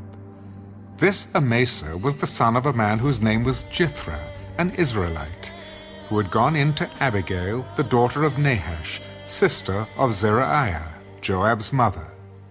So Israel and Absalom encamped in the land of Gilead. Now it happened, when David had come to Mahanaim, that Shobai, the son of Nahash from Rabbah, of the people of Ammon, Machir, the son of Amiel from Lo-debar, and Barzillai, the Gileadite, from Rogelim, brought beds and basins, earthen vessels and wheat, barley and flour, parched grain and beans, lentils and parched seeds, honey and curds, sheep and cheese of the herd, for David and the people who were with him to eat. For they said, The people are hungry and weary and thirsty in the wilderness.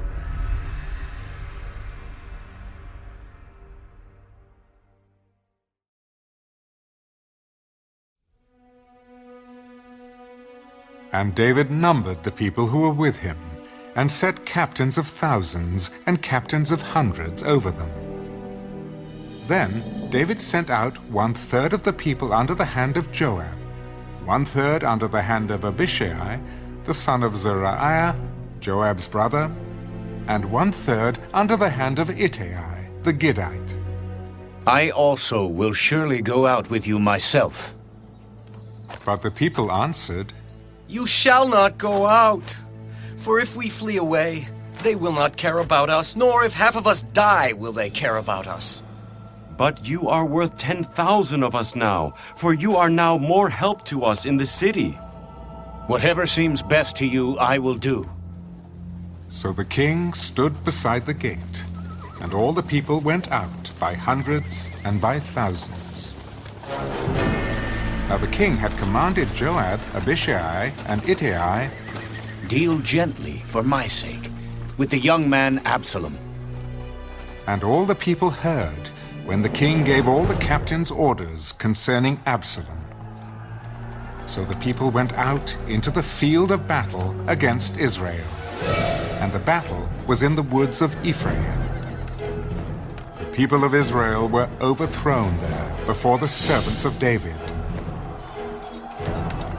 And a great slaughter of 20,000 took place there that day. For the battle there was scattered over the face of the whole countryside, and the woods devoured more people that day than the sword devoured.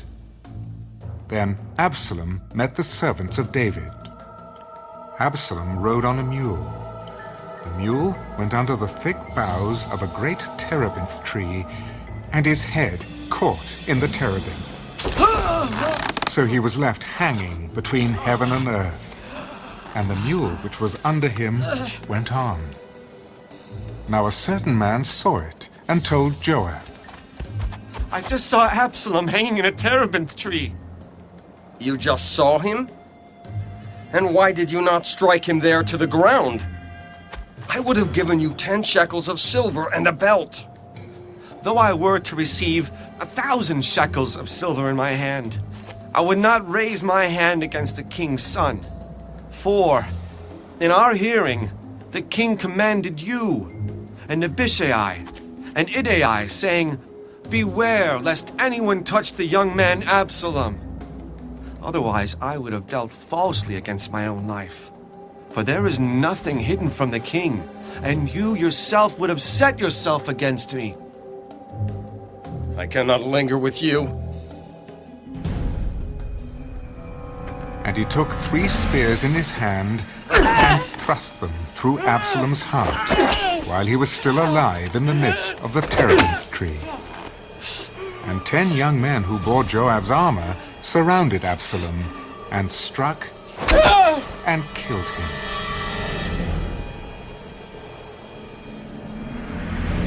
So Joab blew the trumpet, and the people returned from pursuing Israel.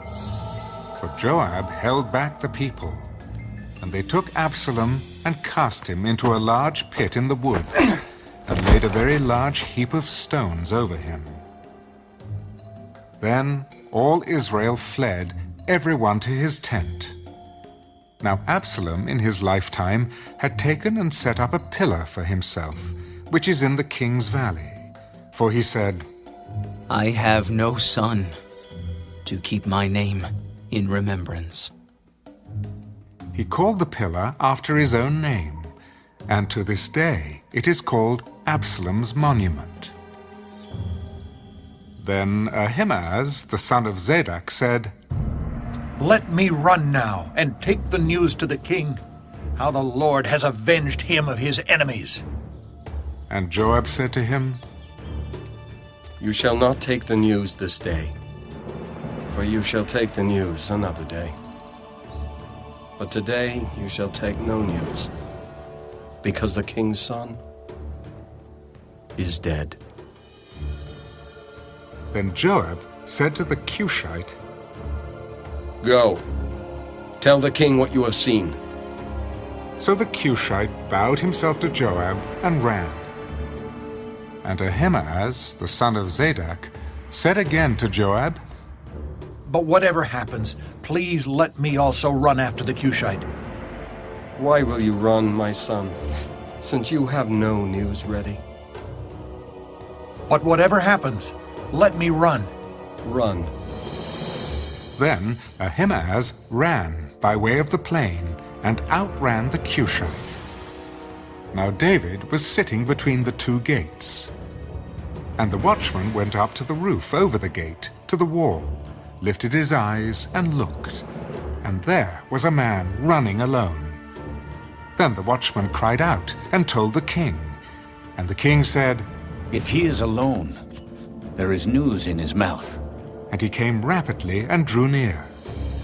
Then the watchman saw another man running, and the watchman called to the gatekeeper and said, "There is another man running alone." He also brings news. "I think the running of the first is like the running of Ahimaaz, the son of Zadok." "He is a good man and comes with good news." So Ahimaaz called out and said to the king, "All is well." Then he bowed down with his face to the earth before the king. "Blessed be the Lord your God, who has delivered up the men who raised their hand against my lord the king." "Is the young man Absalom safe?" "When Joab sent the king's servant, and me, your servant, I saw a great tumult, but I did not know what it was about." "Turn aside and stand here." So he turned aside and stood still. Just then the Cushite came. "There is good news, my lord the king. For the Lord has avenged you this day of all those who rose against you." "Is the young man Absalom safe?" "May the enemies of my lord the king and all who rise against you to do harm be like that young man." Then the king was deeply moved, and went up to the chamber over the gate, and wept.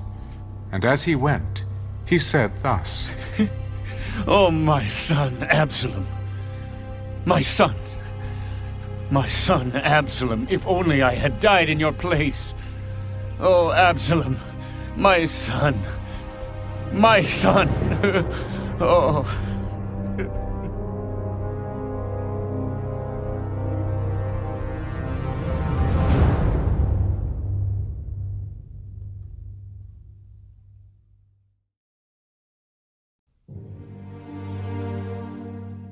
And Joab was told, "Behold, the king is weeping and mourning for Absalom." So the victory that day was turned into mourning for all the people. For the people heard it said that day, "The king is grieved for his son." and the people stole back into the city that day, as people who are ashamed steal away when they flee in battle. But the king covered his face, and the king cried out with a loud voice, "Oh, my son Absalom! Oh, Absalom, my son! My son!" Then Joab came into the house to the king. Today, you have disgraced all your servants, who today have saved your life, the lives of your sons and daughters, the lives of your wives, and the lives of your concubines, in that you love your enemies and hate your friends. For you have declared today that you regard neither princes nor servants. For today I perceive that if Absalom had lived, and all of us had died today, that it would have pleased you well. Now, therefore, arise. Go out and speak comfort to your servants. For I swear by the Lord, if you do not go out, not one will stay with you this night. And that will be worse for you than all the evil that has befallen you from your youth until now." Then the king arose and sat in the gate. And they told all the people, "There is the king, sitting in the gate." So all the people came before the king, for everyone of Israel had fled to his tent. Now all the people were in a dispute throughout all the tribes of Israel.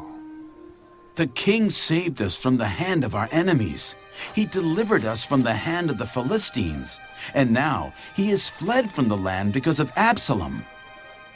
But Absalom, whom we anointed over us, has died in battle. Now therefore, why do you say nothing about bringing back the king? So King David sent to Zadok and Abiathar the priests. Speak to the elders of Judah, saying, Why are you the last to bring the king back to his house, since the words of all Israel have come to the king, to his very house? You are my brethren. You are my bone and my flesh. Why then are you the last to bring back the king? And say to Amasa, Are you not my bone and my flesh? God, do so to me, and more also, if you are not commander of the army before me continually in place of Joab. So he swayed the hearts of all the men of Judah, just as the heart of one man, so that they sent this word to the king.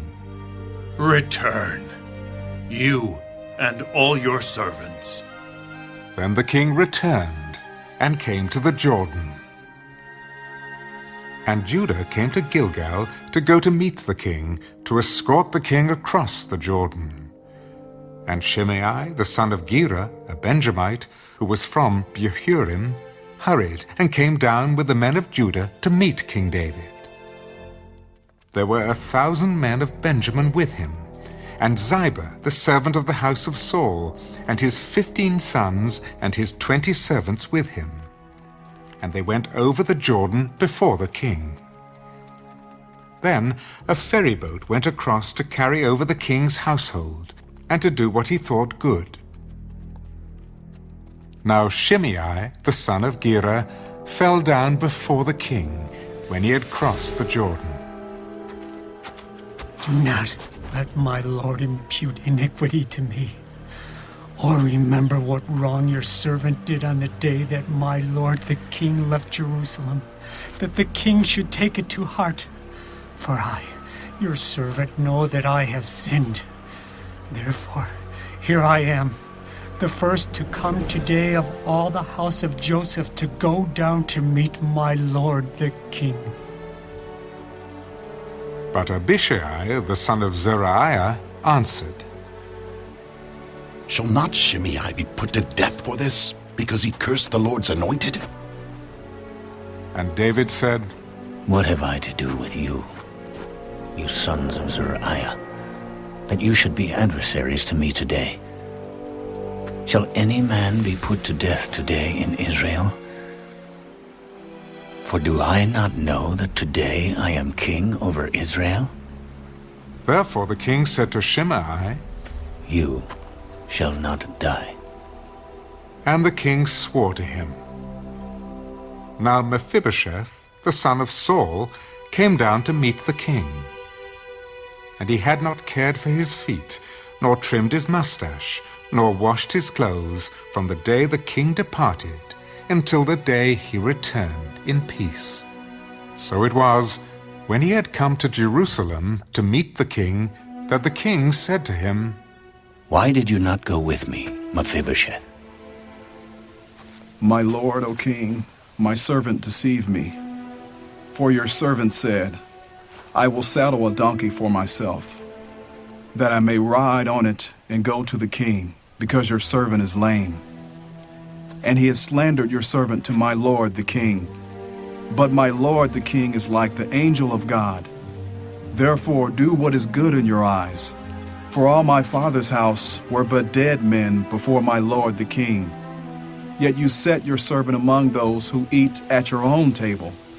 Therefore, what right have I still to cry out any more to the king? Why do you speak any more of your matters? I have said you and Ziba divide the land.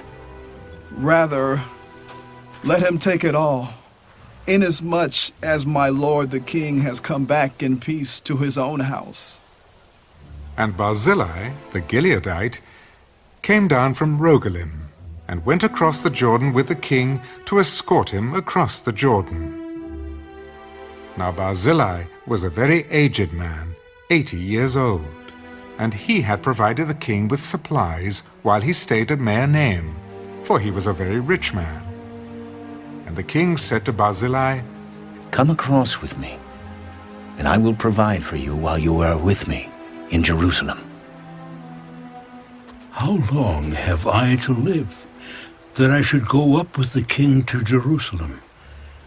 I am today 80 years old. Can I discern between the good and bad? Can your servant taste what I eat or what I drink? Can I hear any longer the voice of singing men and singing women? Why then should your servant be a further burden to my lord the king? Your servant will go a little way across the Jordan with the king, and why should the king repay me with such a reward? Please let your servant turn back again, that I may die in my own city near the grave of my father and mother. But here is your servant Kimham. Let him cross over with my lord the king, and do for him what seems good to you. Kimham shall cross over with me, and I will do for him what seems good to you. Now whatever you request of me, I will do for you. Then all the people went over the Jordan. And when the king had crossed over, the king kissed Barzillai and blessed him, and he returned to his own place. Now the king went on to Gilgal, and Kimham went on with him. And all the people of Judah escorted the king, and also half the people of Israel. Just then all the men of Israel came to the king. Why have our brethren, the men of Judah, stolen you away and brought the king, his household, and all David's men with him across the Jordan?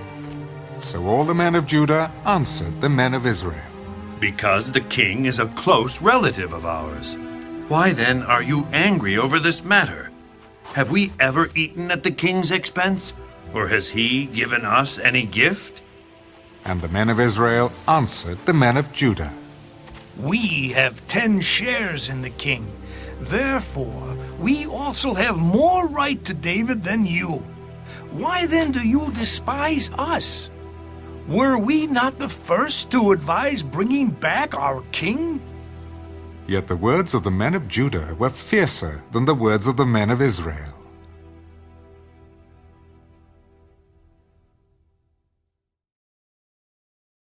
And there happened to be there a rebel, whose name was Sheba, the son of Bichri, a Benjamite. And he blew a trumpet and said, We have no share in David, nor do we have inheritance in the son of Jesse. Every man to his tents, O Israel! So every man of Israel deserted David, and followed Sheba, the son of Bichri. But the men of Judah, from the Jordan as far as Jerusalem, remained loyal to their king. Now David came to his house at Jerusalem, and the king took the 10 women, his concubines, whom he had left to keep the house, and put them in seclusion, and supported them, but did not go into them. So they were shut up to the day of their death, living in widowhood. And the king said to Amasa, Assemble the men of Judah for me within 3 days, and be present here yourself. So Amasa went to assemble the men of Judah. But he delayed longer than the set time which David had appointed him. And David said to Abishai, Now Sheba, the son of Bichri, will do us more harm than Absalom. Take your lord's servants and pursue him, lest he find for himself fortified cities and escape us. So Joab's men, with the Kerethites, the Pelethites, and all the mighty men, went out after him. And they went out of Jerusalem to pursue Sheba the son of Bichri. When they were at the large stone which is in Gibeon, Amasa came before them. Now Joab was dressed in battle armor. On it was a belt, with a sword fastened in its sheath at his hips. And as he was going forward, it fell out.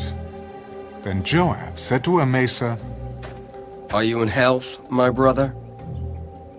And Joab took took Amasa by the beard with his right hand to kiss him. But Amasa did not notice the sword that was in Joab's hand, and he struck him with it in the stomach, and his entrails poured out on the ground, and he did not strike him again. Thus he died. Then Joab and Abishai his brother pursued Sheba the son of Bichri. Meanwhile, one of Joab's men stood near Amasa and said, "Whoever favors Joab and whoever is for David, follow Joab." But Amasa wallowed in his blood in the middle of the highway. And when the man saw that all the people stood still, he moved Amasa from the highway to the field and threw a garment over him, when he saw that everyone who came upon him halted. When he was removed from the highway, all the people went on after Joab to pursue Sheba the son of Bichri. And he went through all the tribes of Israel to Abel and Beth-maachah and all the Berites. So they were gathered together and also went after Sheba. Then they came and besieged him in Abel of Beth-maachah. And they cast up a siege mound against the city, and it stood by the rampart. And all the people who were with Joab battered the wall to throw it down. Then a wise woman cried out from the city, "Here, here! Please say to Joab, 'Come nearby, that I may speak with you.'" When he had come near to her, the woman said, "Are you Joab? I am. Hear the words of your maidservant." I am listening. They used to talk in former times, saying, "They shall surely seek guidance at Abel, and so they would end disputes." I am among the peaceable and faithful in Israel. You seek to destroy a city and a mother in Israel. Why would you swallow up the inheritance of the Lord? Far be it from me that I should swallow up or destroy. That is not so. But a man from the mountains of Ephraim, Sheba the son of Bichri by name, has raised his hand against the king, against David. Deliver him only, and I will depart from the city. Watch. His head will be thrown to you over the wall. Then the woman, in her wisdom, went to all the people. And they cut off the head of Sheba, the son of Bichri, and threw it out to Joab. Then he blew a trumpet, and they withdrew from the city, every man to his tent. So Joab returned to the king at Jerusalem. And Joab was over all the army of Israel. Benaiah, the son of Jehoiada, was over the Kerethites and the Pelethites. Adoram was in charge of revenue. Jehoshaphat, the son of Ahilud, was recorder. Sheva was scribe. Zadok and Abiathar were the priests. And Ira, the Jairite, was a chief minister under David.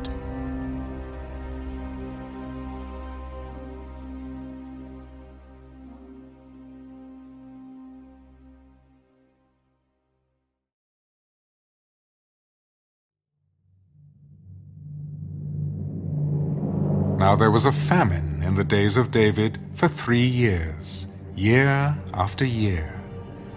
And David inquired of the Lord, and the Lord answered, "It is because of Saul and his bloodthirsty house, because he killed the Gibeonites." So the king called the Gibeonites and spoke to them. Now the Gibeonites were not of the children of Israel, but of the remnant of the Amorites. The children of Israel had sworn protection to them, but Saul had sought to kill them in his zeal for the children of Israel and Judah. Therefore David said to the Gibeonites, "What shall I do for you? And with what shall I make atonement, that you may bless the inheritance of the Lord?" We will have no silver or gold from Saul or from his house. Nor shall you kill any man in Israel for us. Whatever you say, I will do for you. As for the man who consumed us and plotted against us, that we should be destroyed from remaining in any of the territories of Israel, let 7 men of his descendants be delivered to us, and we will hang them before the Lord in Gibeah of Saul, whom the Lord chose. I will give them. But the king spared Mephibosheth, the son of Jonathan, the son of Saul, because of the Lord's oath that was between them, between David and Jonathan, the son of Saul. So the king took Armoni and Mephibosheth, the 2 sons of Rizpah, the daughter of Ajah, whom she bore to Saul, and the 5 sons of Michal, the daughter of Saul, whom she brought up for Adriel, the son of Barzillai, the Meholathite. And he delivered them into the hands of the Gibeonites, and they hanged them on the hill before the Lord.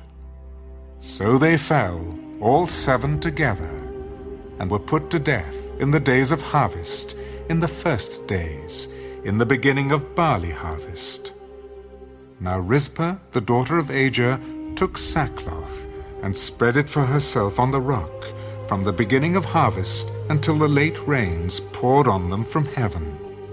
And she did not allow the birds of the air to rest on them by day, nor the beasts of the field by night.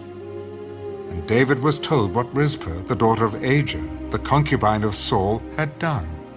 Then David went and took the bones of Saul and the bones of Jonathan his son from the men of Jabesh-Gilead, who had stolen them from the street of Beth-shan, where the Philistines had hung them up, after the Philistines had struck down Saul in Gilboa. So he brought up the bones of Saul and the bones of Jonathan his son from there, and they gathered the bones of those who had been hanged. They buried the bones of Saul and Jonathan his son in the country of Benjamin in Zelah, in the tomb of Kish his father. So they performed all that the king commanded. And after that God heeded the prayer for the land. When the Philistines were at war again with Israel, David and his servants with him went down and fought against the Philistines. And David grew faint. Then Ishbi-Benob, who was one of the sons of the giant, the weight of whose bronze spear was 300 shekels, who was bearing a new sword, thought he could kill David. But Abishai, the son of Zeruiah, came to his aid, and struck the Philistine, and killed him. Then the men of David swore to him, "You shall go out no more with us to battle, lest you quench the lamp of Israel." Now it happened afterward that there was again a battle with the Philistines at Gob. Then Sibbecai the Hushathite killed Saph, who was one of the sons of the giant. Again there was war at Gob with the Philistines, where Elhanan, the son of Jairi-Oregim, the Bethlehemite, killed the brother of Goliath, the Gittite, the shaft of whose spear was like a weaver's beam. Yet again there was war at Gath, where there was a man of great stature who had 6 fingers on each hand and 6 toes on each foot, 24 in number. And he also was born to the giant. So when he defied Israel, Jonathan, the son of Shimeah, David's brother, killed him. These 4 were born to the giant in Gath, and fell by the hand of David and by the hand of his servants.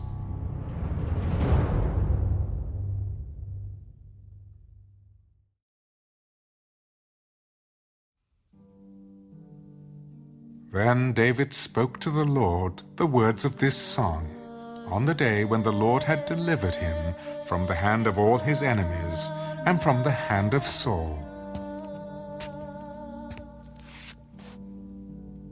The Lord is my rock and my fortress, and my deliverer, the God of my strength, in whom I will trust, my shield and the horn of my salvation, my stronghold and my refuge.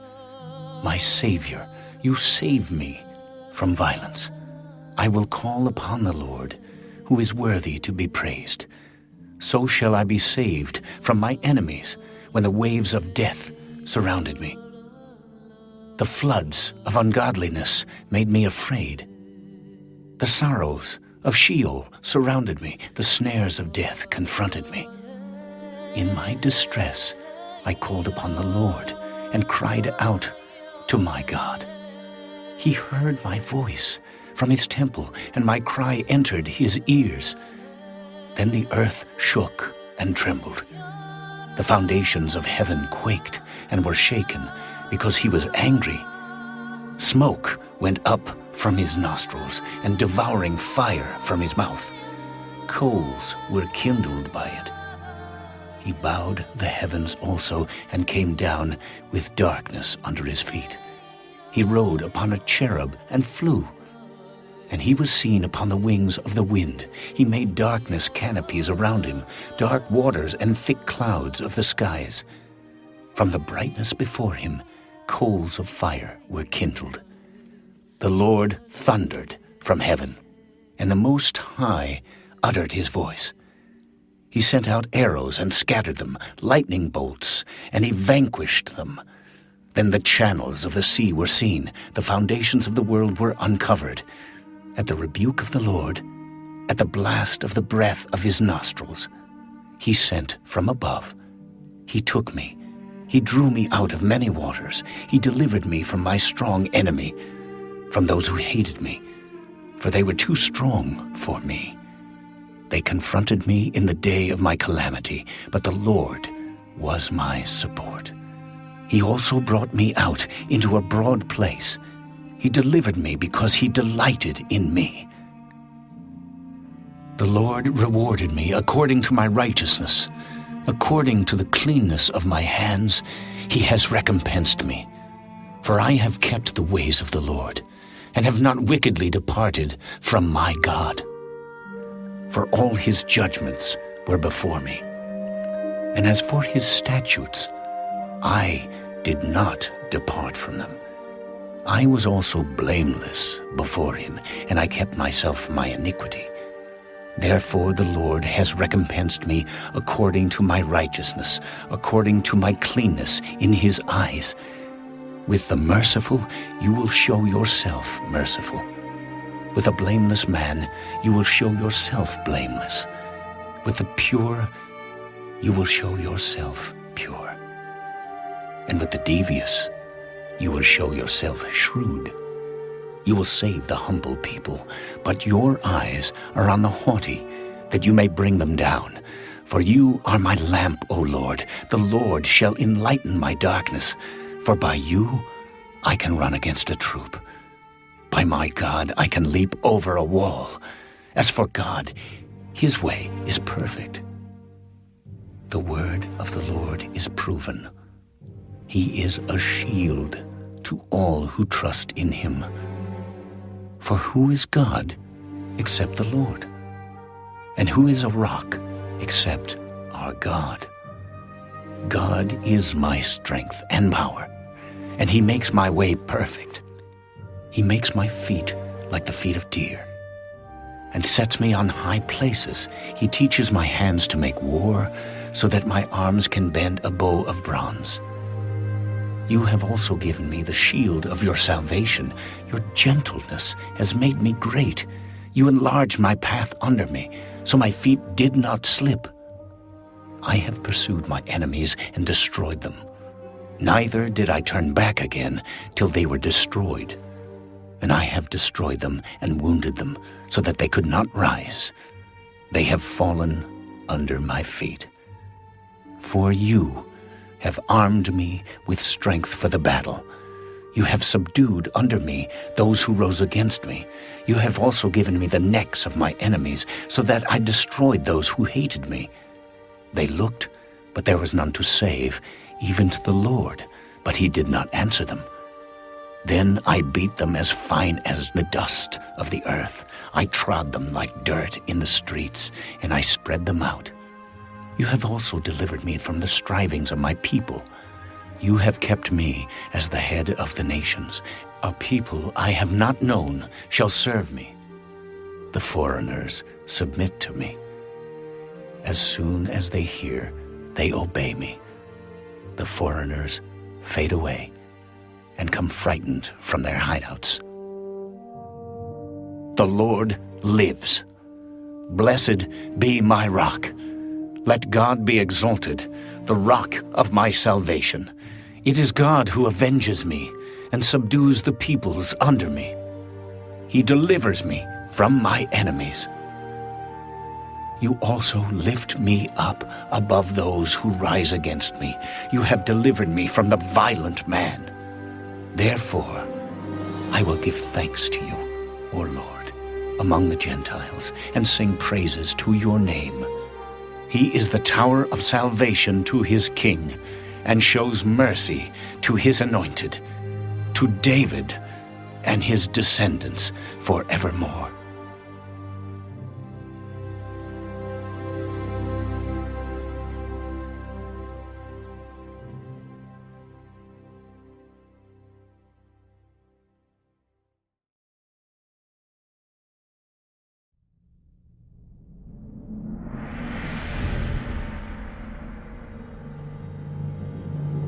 Now these are the last words of David. Thus says David the son of Jesse, thus says the man raised up on high, the anointed of the God of Jacob, and the sweet psalmist of Israel. The Spirit of the Lord spoke by me, and his word was on my tongue. The God of Israel said, the Rock of Israel spoke to me.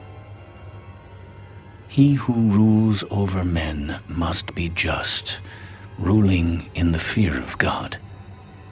And he shall be like the light of the morning when the sun rises, a morning without clouds, like the tender grass springing out of the earth by clear shining after rain. Although my house is not so with God, yet he has made with me an everlasting covenant, ordered in all things and secure. For this is all my salvation and all my desire. Will he not make it increase? But the sons of rebellion shall all be as thorns thrust away, because they cannot be taken with hands. But the man who touches them must be armed with iron and the shaft of a spear, and they shall be utterly burned with fire in their place. These are the names of the mighty men whom David had. Josheb-Bashebeth, the Tachmonite, chief among the captains. He was called Adonai the Eznite, because he had killed 800 men at one time. And after him was Eleazar, the son of Doda, the Ahohite, one of the 3 mighty men with David when they defied the Philistines, who were gathered there for battle. And the men of Israel had retreated. He arose and attacked the Philistines until his hand was weary, and his hand stuck to the sword. The Lord brought about a great victory that day, and the people returned after him only to plunder. And after him was Shammah, the son of Agi, the Hararite. The Philistines had gathered together into a troop where there was a piece of ground full of lentils. So the people fled from the Philistines. But he stationed himself in the middle of the field, defended it, and killed the Philistines. So the Lord brought about a great victory. Then 3 of the 30 chief men went down at harvest time and came to David at the cave of Adullam. And the troop of Philistines encamped in the valley of Rephaim. David was then in the stronghold, and the garrison of the Philistines was then in Bethlehem. And David said with longing, "Oh, that someone would give me a drink of the water from the well of Bethlehem, which is by the gate." So the 3 mighty men broke through the camp of the Philistines, drew water from the well of Bethlehem that was by the gate, and took it and brought it to David. Nevertheless, he would not drink it, but poured it out to the Lord. Far be it from me, O Lord, that I should do this. Is this not the blood of the men who went in jeopardy of their lives? Therefore he would not drink it. These things were done by the 3 mighty men. Now Abishai, the brother of Joab, the son of Zeruiah, was chief of another 3.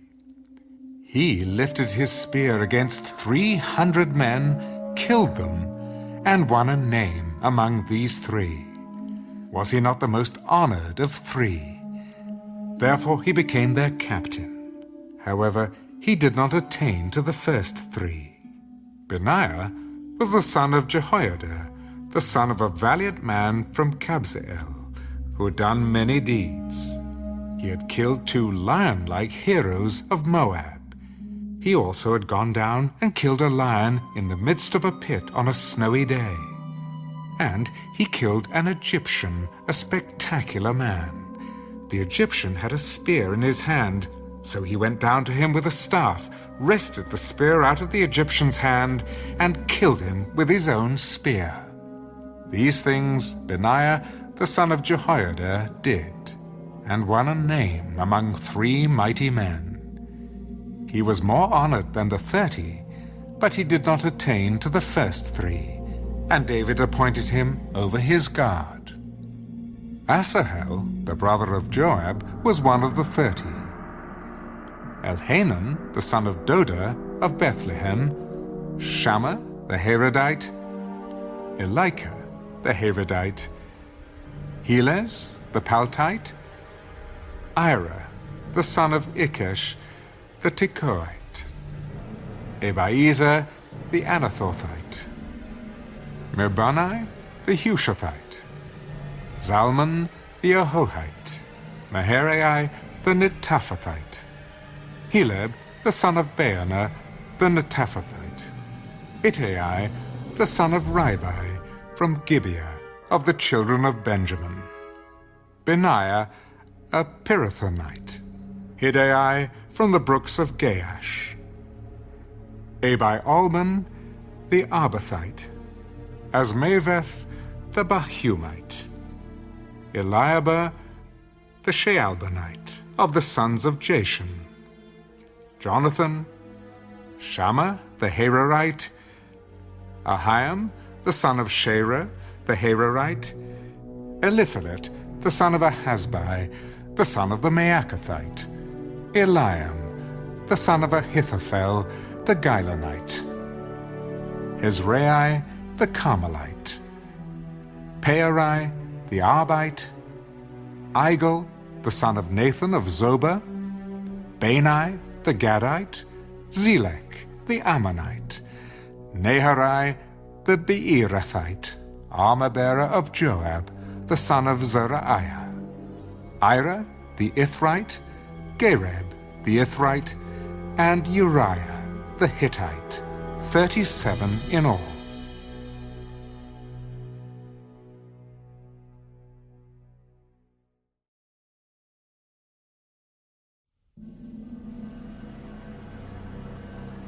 Again, the anger of the Lord was aroused against Israel, and he moved David against them to say, Go, number Israel and Judah. So the king said to Joab, the commander of the army who was with him, Now go throughout all the tribes of Israel, from Dan to Beersheba, and count the people, that I may know the number of the people.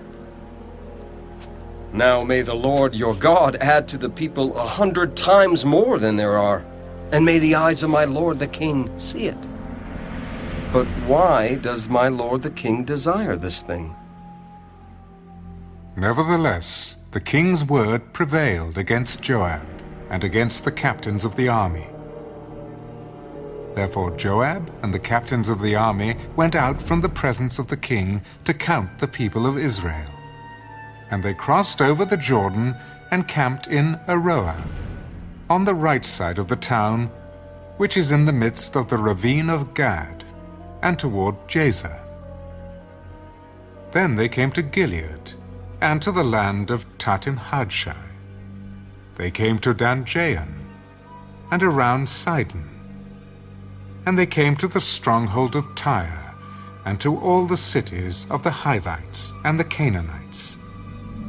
Then they went out to South Judah as far as Beersheba.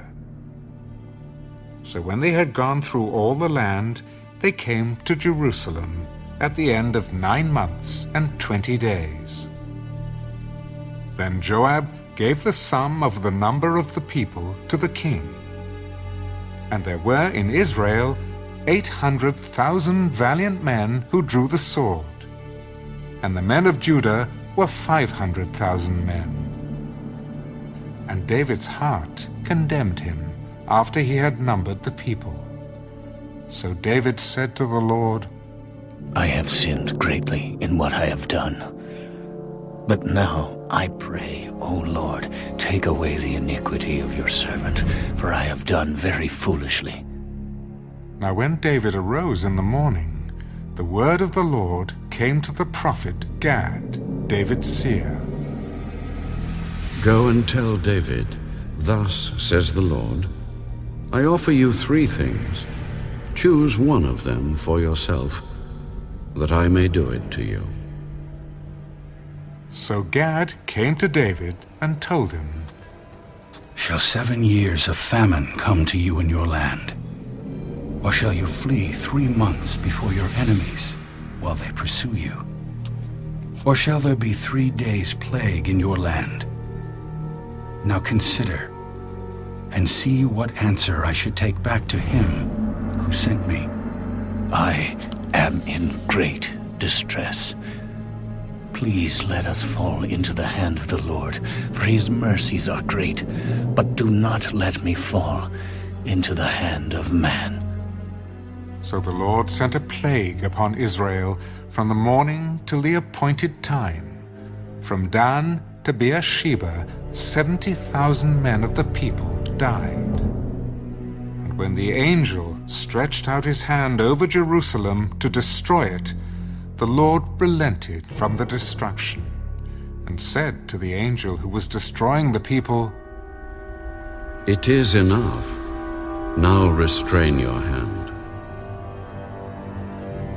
And the angel of the Lord was by the threshing floor of Araunah, the Jebusite.